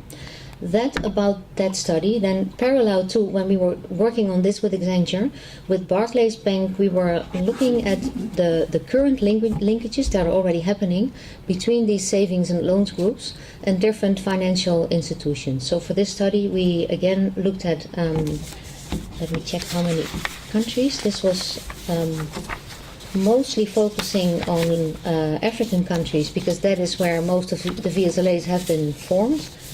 With the support or without the support of NGOs, and it looks at into the different types of linkages that those in those 27 countries have been formed in total with 95 different financial service providers, and an amount of around 100 different types of products that those service providers are offering to those type of associations. So what we find here is that the banks that actually do develop linkages with those groups, that they offer, although mobile service providers can be more quick in providing their services, that the banks are the ones that go beyond payment services and saving services. That it's with the banks that those groups can actually access more sophisticated products and have access to credit and sometimes insurances, although very more often not. But if those groups have access to credit, it is with banks and not with the mobile service providers. And this is a bit of an overview of the countries where we did the research and the type of organizations that then the groups would link with. What we found is that as soon as those groups had a savings account in the formal system, their savings would increase with between 40 and 100%, which means that there is an element of security here that they did not feel with their own savings group, and that they do feel once they enter in relation with a formal bank. And again, more loans were also taken out, and more of the money that was saved was actually reinvested in other activities. And on top of that, 13% of the group members that entered into a formal account with a bank then graduated from being a group member and having a group account to having individual accounts. So they're increasing the market in that sense as well. Loans are sometimes, and that happens in the VSLAs as well, for issues like housing, education, special events in the community, but in an increasing extent, and also supported by the banks, they are invested in productive activities. And this is, and to finalize this, also where CARE would like to take this, to look into whenever these groups are entering in a more formal relationship and they can take out bigger loans, how can you make sure that they're also reinvested in enterprise development so that you increase the livelihoods and the capital base of these people and promote economic activities on basis of the loans that people take out. I must say that although that it was two profound pieces of research, there's a lot of questions, and I think relevant to this audience as well, that the MNOs, as opposed to the banks, they do not focus a lot on group funding, and we are not sure why that is, but I think there's an interesting complementarity there. And from the side of banks, how can they make better use of technology platforms? Because we hadn't seen that happening a lot in the sample that we researched. And I think Peru is a great example of how that is currently happening. I'll leave it at this. Thank you You'll very kick me much. off the platform. Oops. All right, then. Now we need to go back. Yeah, well, she will do that for you. I think she's already on her way. The final short presentation is by Alejandro Lorca, who is the CFO of the BBVA Foundation. And he will complete the picture, not to raise expectations too much, but the floor is all yours.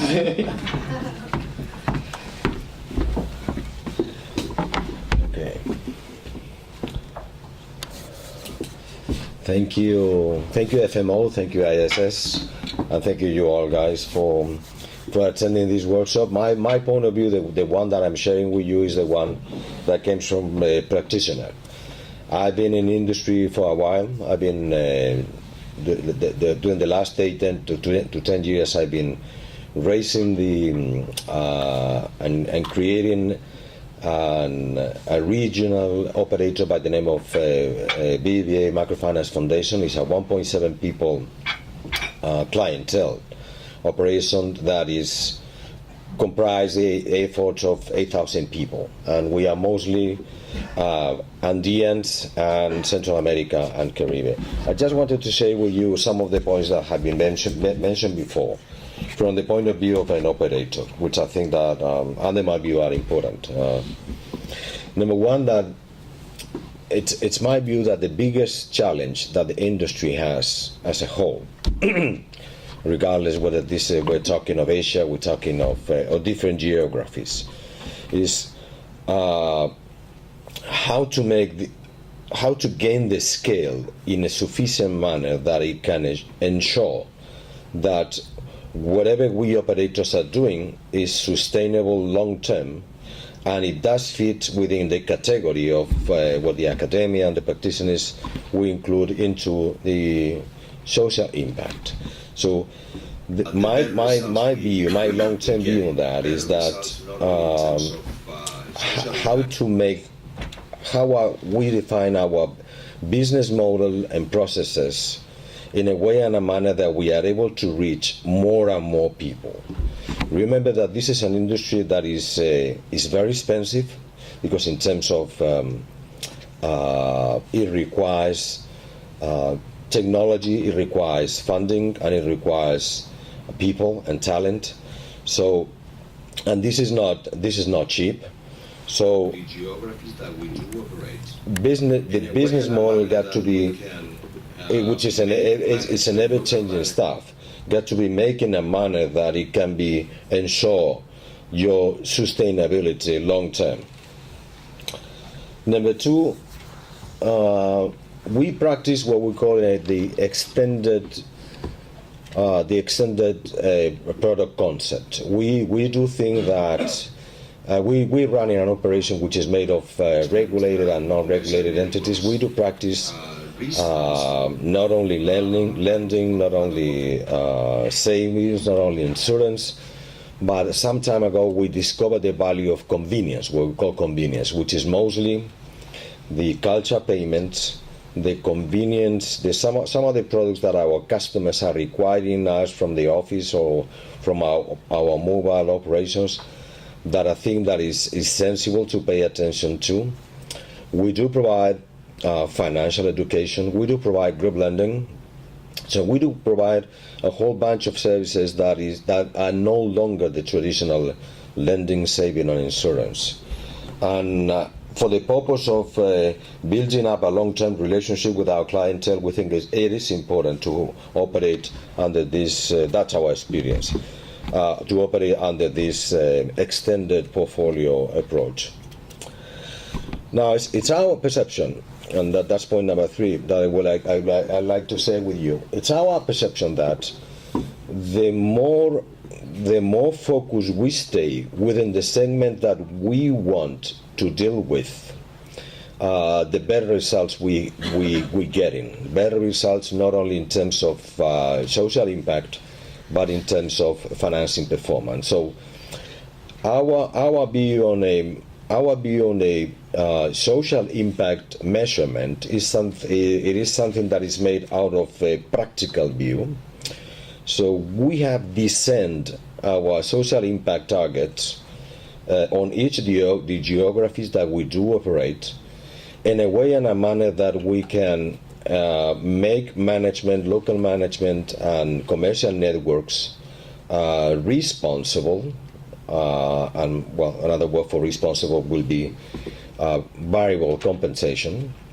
So social impact is something that is not only a good ex post analysis, as this morning FMO was going in a private meeting about the way they forecast, very interestingly, the way they forecast the future social impact.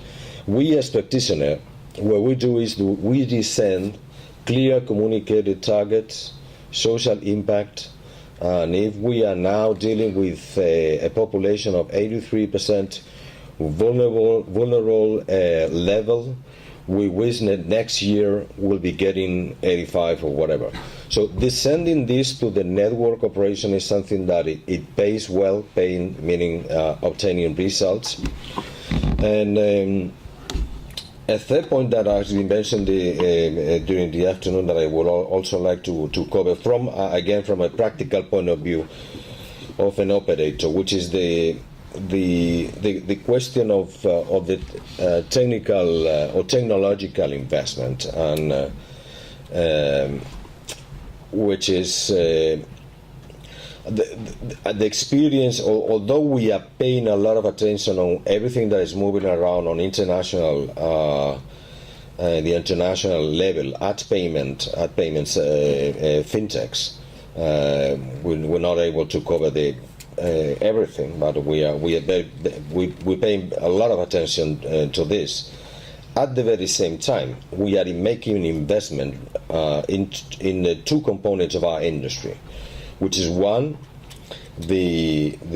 what most people refer to as the correspondent banking network, which is a key component in our strategy. So I think it's worth to invest in having an alternative network other than your own branch operation. And the second, in what we call the mobility. The way we deal with mobility is a quite simple formula.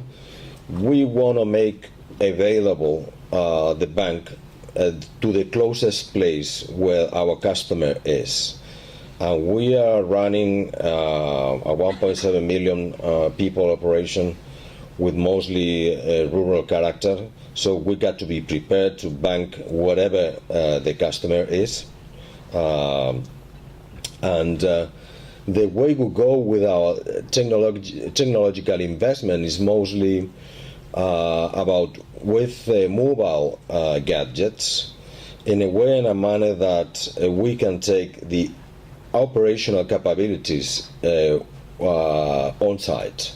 So it's not only enrolling the customer, but it's also executing the payment, and it's also making the evaluation online and making the whole process real time.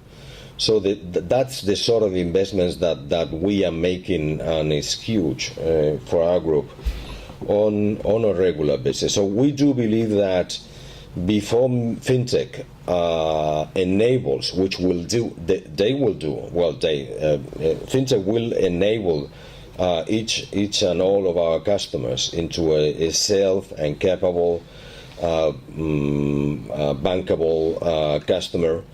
But before that, we think that we need to get closer to, in terms of operational capabilities, to our customers, and this is what we're doing in terms of real investment.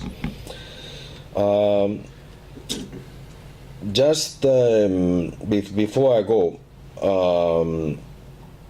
our model says, or our experience says, a couple of more things in terms of results, which is our conviction that we're getting very best results in terms of social impact if we can deliver credit or we can lend on monies whenever the prior experience is available. So we're banking with 40-something% of our customers by December 2015 had no prior banking experience before. Okay. In terms of social impact, we're getting much more better indicators, meaning results, if we when the relationship is established with somebody that has a prior economical or business experience than it has not. It sounds to be, it might sound very obvious, but it's not that obvious. Whenever we don't have in front of us that prior experience, where we most of the time go is village. So I would like to recap with some of the points that were mentioned before. Village banking is a very valid concept today. We out of this 1.7, we're running an operation of 100,000 people in Chile, which is working marvelous, and we visualize that as a product and as an entry point, and it's workable. Number two, fintech is going to change the lives of the way we do finance around development. It's going to change dramatically everything, and it's going to be doing that quick and under my view, in a very dramatic form. So we have to discount somehow that the market will be changing on those geographies as a result of a third party or an existing intervention, somebody taking care of the payment system at national level, as Carolina was describing this morning. This type of initiative will be changing the market forever. So we practitioners got to not only pay attention but also to take a view on how to take advantage on this. On the question of on the partnering, that's my very final word. Ambassador has during his first intervention has mentioned the way that you together with some other people start moving around an idea within UN for the purpose of making financial inclusion as part of the agenda, regardless whether this is country X, B, or whatever, right? We think that as operators, our experience is saying that partnering is a key component of the whole strategy. So regardless whether this is a government, regardless whether this is a regulator, regardless whether this is a multilateral, partnering, under my experience, is always paying very well. So it's not only because you're not able to solve the whole problem, but also because the specialization has some benefits, particularly when you're dealing with an industry that is getting the size of microfinance. That's it. Thank you very much. Thank you.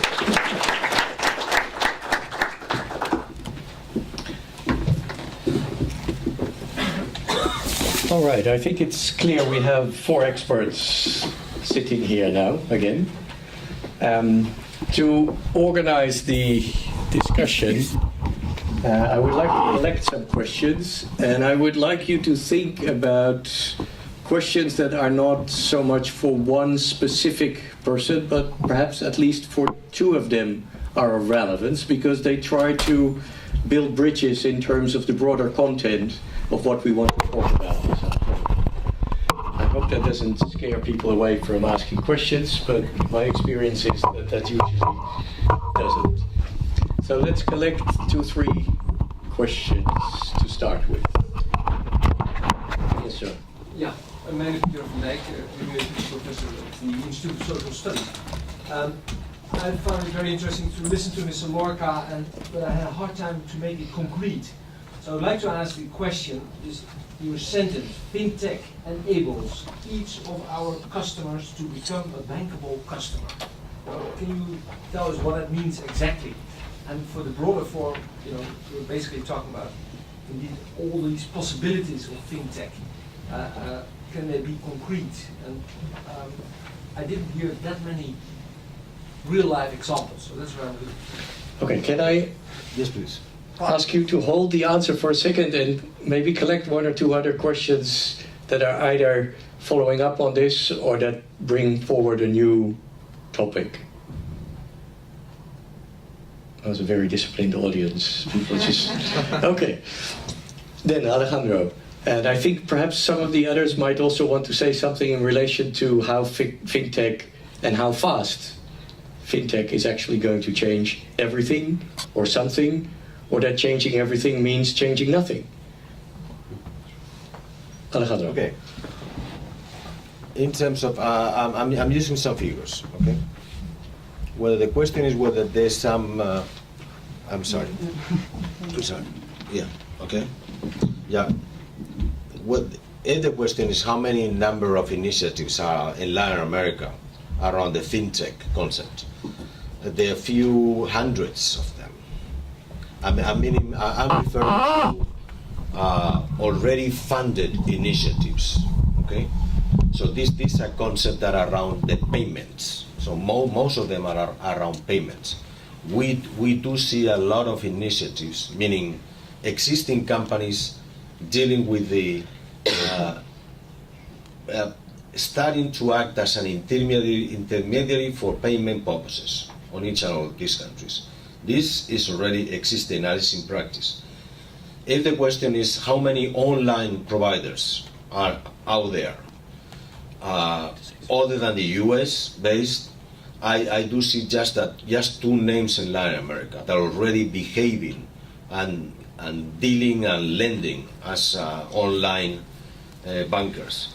Now, if the question was, how about the operators, the mobile business, the mobile money, then it has a more complex response, simply because regulators in the arena have not a common view. As you probably recall, Carolina during her speech has been referring on the way she organized and put together 30-something names in the Peruvian market. They had the regulator with them. Now, this situation is not. I'm not saying that the Peruvian authorities have recognized value to the balance you have in your cell phone. This is something that is going to take longer. Okay, so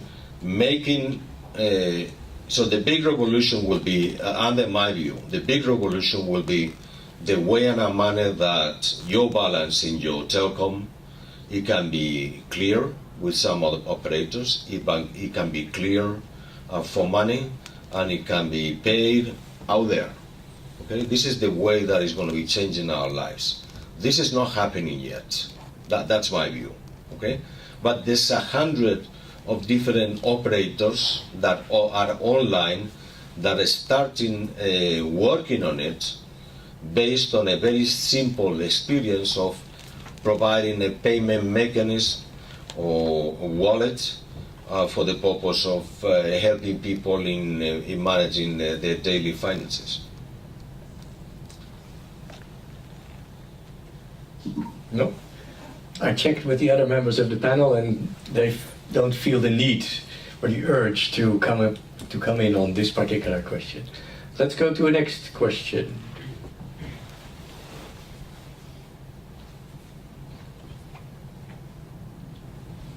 Yes, madam.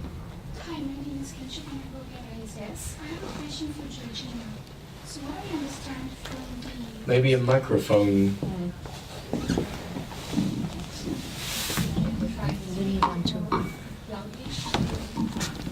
I'm sure you can try, but I think the technology might have a usefulness here. Yeah, go ahead. Thank you. So I have a question for Georgina. What I understand from the presentation is if it's the informal economy, then rather than having money, because they all may not have access to it, it's better to just shift to something like a barter. I give you something, you give me something in return of that. Is that what you're trying to propose for the informal economy? No. No. What I'm saying is they can deal, and they have lived for centuries. People have been able to make payments and have credits and have debts and so on without banks and even without money. Yeah, just by establishing circles by which these payments can be made, as long as you have a unit of account called coffee beans, cigarettes, or soles or euros, you can make payments. So my idea was to keep on innovating on the idea of creating these circles of payments, for example, and debts and loans, etc., etc. So something that is really decentralized for a particular area. Decentralized. Not something, that goes for an entire country, but maybe something that works for one area. Yes, yes. Actually, and this is a point on which perhaps we disagree a little bit with Carolina, the poorest of the poor are extremely local. You have to be a little bit, if you're more mobile, you can go somewhere else and buy wool and so on. But if you're the poorest of the poor, you don't do that. This would be extremely unlikely. So yes, you can do these local circles of payments and debt and credit. And what I wanted to say is that these things have existed for long. I mean, the fact that we don't study them doesn't mean that they don't exist. They are there. It's just that we call them unbanked, perhaps, as part of this not seeing them. I'd like you said 60% of the world population has a bank account, but the other 40%, they exist. They deal with money. They have credit. They have loans, and so on. So this was just my point. But I thought your point would go further in the sense that we're talking in a way about how the formal financial system can move down if the formal is up and the informal is down. But what you're saying also is that if the formal system that tries to reach down doesn't learn the lessons from what has been going on the ground for decades, centuries, millennia, but if we don't understand how that operates, the formal cannot touch down. Isn't that also what you're saying? Yes. But that's more radical, isn't it? But that's because you work with me. It's not exactly what she asked. So No, I have an advantage there, but I try to provoke you a bit to talk about that, because I think that is an important dimension for this discussion. Well, this also has to do with my previous life. I used to work as a journalist reporting on capital markets. So I dealt with banks and CEOs of banks and bonds and all sorts of financial engineering that amazed me, because this is creating debt and money out of nothing. Or, I mean, not nothing, out of knowledge in engineering these systems of payments and so on. In my present life, I work with the poor. And this topic of financial inclusion, I see it as creeping in one world onto the other, perhaps, in which it is possible to engineer payments and debts and loans and all this financial engineering for this in the service of the poor. So yes, it's like the two worlds creeping onto each other. Yeah. But that's not what she asked me. And this is not actually as radical as I was planning to be, but yes, this is what I think. If you can understand, that the saying bottom of the banking for the bottom of the pyramid is not doing the same at a smaller scale, it's doing something differently that responds to the real lives and the real needs of what the poor are needing. That was a bit redundant. Then you create a new service, which is not what the banking industry wants to offer. It's what the poor actually need and what they are doing before banks got there. But Alejandro, can fintech play a role in that? Or is that a bridge too far? That's a great question. Oh. That's the other billion-dollar question. Maybe. That is a great question. And my view definitely will play a role. What type of role? That is something that is for the future. I don't think we do have enough information so far in the current state of the art on whether this is going to have, let me put it that way, technology plus social impact equals financial inclusion. I read it somewhere. And it somehow, it is true in a way and another that you are enabling somebody to take care of their finances. If you are able to do that 24/7, everywhere, regardless whether your income is this or that, then this is it, right? Now, whether we are able now to see that happening in the next 5 years, and I have using that for the sake of argument, I don't think that we are that close. That's my point. Okay. We might be there, but we are not. We don't have sufficient evidence to make it clear that it's happening within 5 years. We have to collect evidence. Yeah, that's the researcher's perspective. Yes, you have a question. Yeah, I want to add a little bit to the confusion, but I like that. But I also want to bring us back to Latin America, and maybe that helps also in this debate. When microfinance started Can you in Latin hear America, me? Yeah, I don't need to ask for a one of the microphone. keywords No. was democratization del crédito. It was making credit more democratic. If you look at the gender strategies, also there are 3 keywords I think very important: is access, control, and participation. And if you really want to create financial inclusion, you have to ask yourself as well, up to what extent we are still having control over money, beyond access. And I think that will be probably the challenge also for financial inclusion agenda, to bring people again in a position that they can control money and participate in decision making over their money. I think also that's probably in the linkage study, it's not only the linkaging by bringing village groups together with banks, but it's by learning from microfinance what it's all about. It was about another way of looking at money and bringing it back under control of people. And if you link, you probably also have to ask yourself, how can you create that linkages so that it becomes a control mechanism for people to have control over money. Yeah, he has triggered you. Go ahead. But I think that also builds on what Georgina said. There's one thing in the groups that you mentioned, and then I don't know if you can call it the next step, or it's a different layer in the system, where you work with VSAs who had control over their money before you they were linked. And I think that is why it's such an interesting mechanism, because there's access and there's control and there's participation, and it enhances that.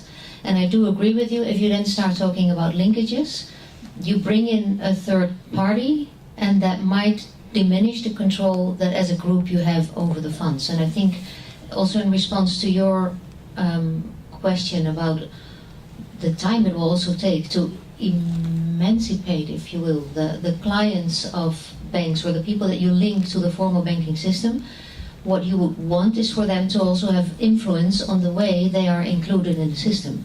And I'm not sure that the customers can influence the... FinTech can offer you a new opportunity to get control. In an ideal world. Look at crowdfunding. Crowdfunding, I have already control over money. Yeah. I don't need the banks anymore to control my money. Yeah. So maybe you shouldn't link, you should develop your own new mechanisms. Yeah, it could be. The linkage thing, it's not something that CARE necessarily supports, but we see it happening, and sometimes I think CARE intervenes in facilitating it, but I totally agree that that is only one way to go, if that is opportune for a certain group, and that you should look at other funding mechanisms that might not include financial institutions. It's a pity you sold Edificar. Yeah. Okay, that's something for the network drinks, I think. Yeah. May I ask something? Ask something. They, Okay. they never saw Edifica. They never saw. Well, they did saw Edifica, but let me say this is public information because I was there. We foundation, we wanted to acquire Edifica. Edifica never wanted, Care never wanted to sell that operation. But they were. I was there. I promise. they had to make an auction. In an auction, there were two participants, and BCP was the final acquirer. But we were there, so they didn't initiate the sale of Edifica. Promise. Okay, another line of question or questions. It's the Muppet Show here. Yeah, I saw his hand, but he already had his turn, so I'm first looking whether there are other hands. Yes, please. Can you state your name and explain to whom you wish to address your question? It's a general question. My name is Simon Ehrhardt. I'm a project manager of KfW Development Bank, responsible for our project with South America in the financial sector. So the topic of the seminar is, what do the poor need from financial institutions? We've talked a lot about access, creating access and approaching to them. There are a few good instruments we learned about, but I haven't heard so much about what they really need in terms of products.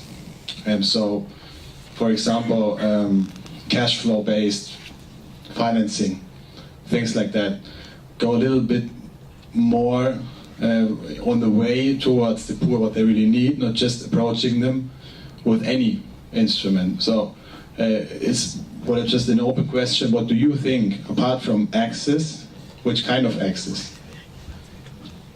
Okay, yeah, let's push them a bit further.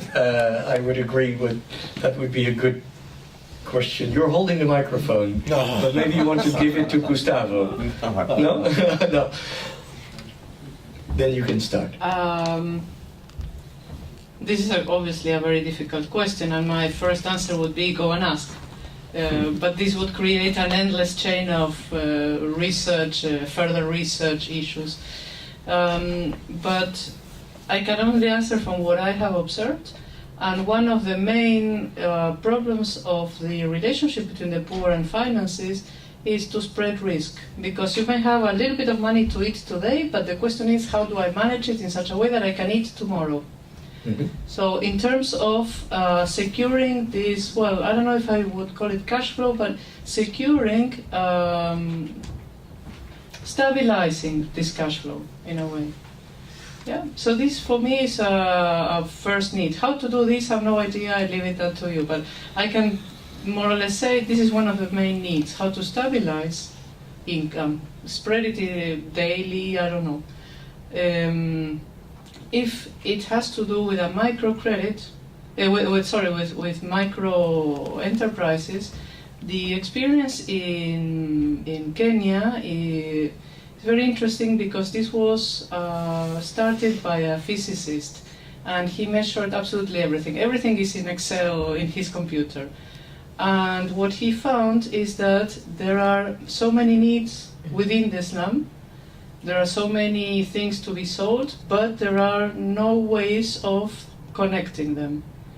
Especially around Christmas, which is when everybody wants a Christmas present.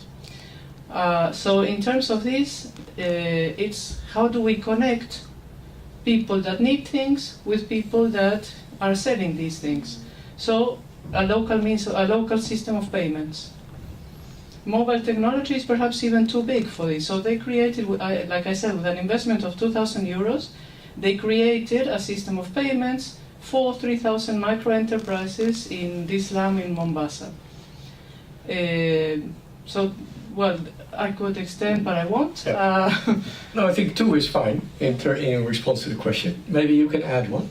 Yeah, maybe you already mentioned a lot of things I had in mind, but I would agree that that risk is an important element in what the poor, and I would never want to pretend that I know what the poor want or need, but I do think that your question plays into the importance of having a responsive attitude in your financial institutions, but also your platform. That's obviously why crowdfunding is an important response as well, because it responds directly.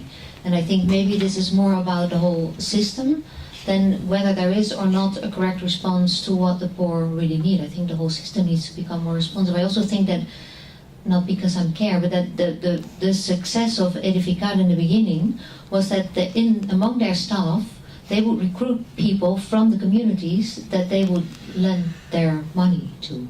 And I think that was a direct relation and an ability to respond to what people really needed. Okay. Any of the gentlemen would like to add another? Perhaps an additional comment is, my view is that this is already happening in several places, particularly when you go individual banking or individual microfinance in Colombia. It's mostly based on new entrance of cash flow. When you're making it is already embedded into the algorithm, into the risk algorithm. So whenever you're lending new monies to an existing, pre-existing customer, the risk evaluation is made on a basis of new funds being employed, being invested at whatever your customer is making, and then the excess of cash flow being able to repay your investment. So this cash flow approach already embedded into some of the local admission risk admission systems.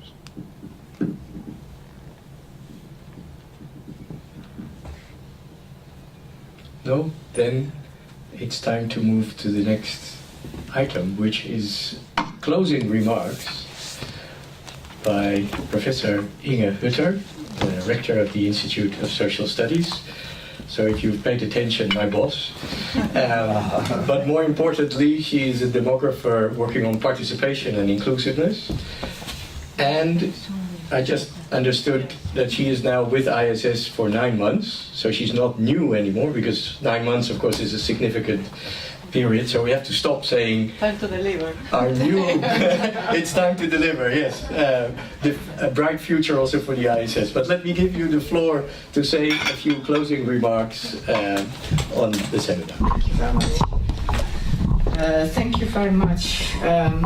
9 months. It's another connotation.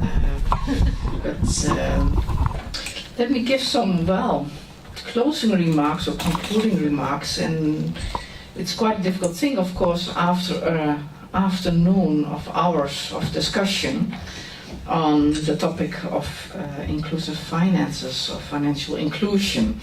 I think, first of all, this has been a co-production, and I think that's very special for me to do it together with the Embassy of Peru, with FMO. Nano just left, he's coming back, he said, and with ISS. So in that sense, it's really a co-production with different stakeholders, people from different points of view. And actually, it was mentioned already several times. The conference was actually initiated by our Queen, Maxima, asking us to organize it. And she, of course, as a special VN ambassador on inclusive finances, has a special role to play in that. So I want to thank her and her personal secretary for initiating this and letting us co-produce this. So I think that's a special thing. So it's actually a co-production with a small Dutch royal flavor.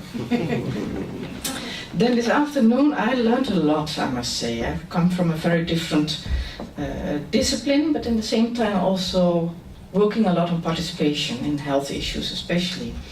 And after hearing about Modela Peru, the model of Peru, and also what FMO is doing in Peru, we continue the discussion in getting the UN context, in getting the context of the community, whether that's indeed the poor's perspective or the community perspective.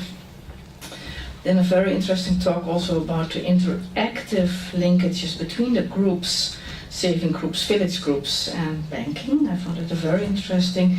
And then we had the perspective of the Microfinance Foundation. So in a sense, that's even more. It's not only co-production, it's a co-creation, I think, from different perspectives, from different participants on the topic of financial inclusion. And I find it extremely interesting. Then in the audience, researchers, quite some representatives of the embassy, FMO participants, maybe I'm missing some people, the Muppets of course were there, but again even more co-creation, and I do hope that this afternoon really has created something that is not only lasting for this afternoon, but it has created something of contacts, a kind of a platform, so that we will be in touch with each other again and find each other, because we are all working on financial inclusion or inclusive finances. It is actually about social inclusion worldwide. So I hope we will continue. We will continue doing that during the drinks, I think. That's an excellent opportunity to co-create more. And I guess we'll get the emails from each other as well, can be in touch. Before thanking the presenters, I want to thank especially the people who have been organizing it. So people who are running around from FMO here, thank you very much for organizing everything. Linda Johnson from ISS as well was involved. And I want to thank the speakers. So can they come, and the facilitators, the moderators. So if everyone can come here on, well, yeah, how do you say it? The stage. We're going to get some. Tony will help me, who is also representing different stakeholders of this conference. And two of them actually, yes.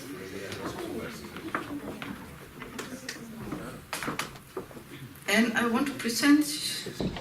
Will I do it? Will do you? We do it. So I do the first one, and then you do the second one. Thank you very much for your contribution. Thank you very much. And also a present from the different stakeholders. Thank you very much. Thank you very much.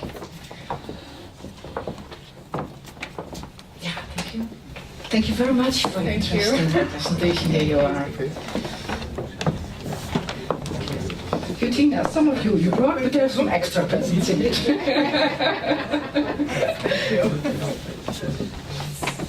Yeah, thank you. Thank you so much. Thank you very much. Thank you. You enjoy.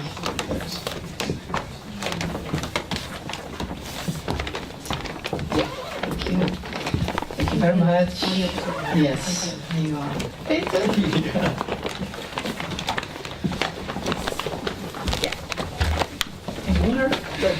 I'm so sorry I put this here. No, it's all right. Who do we miss? Jan, the moderator?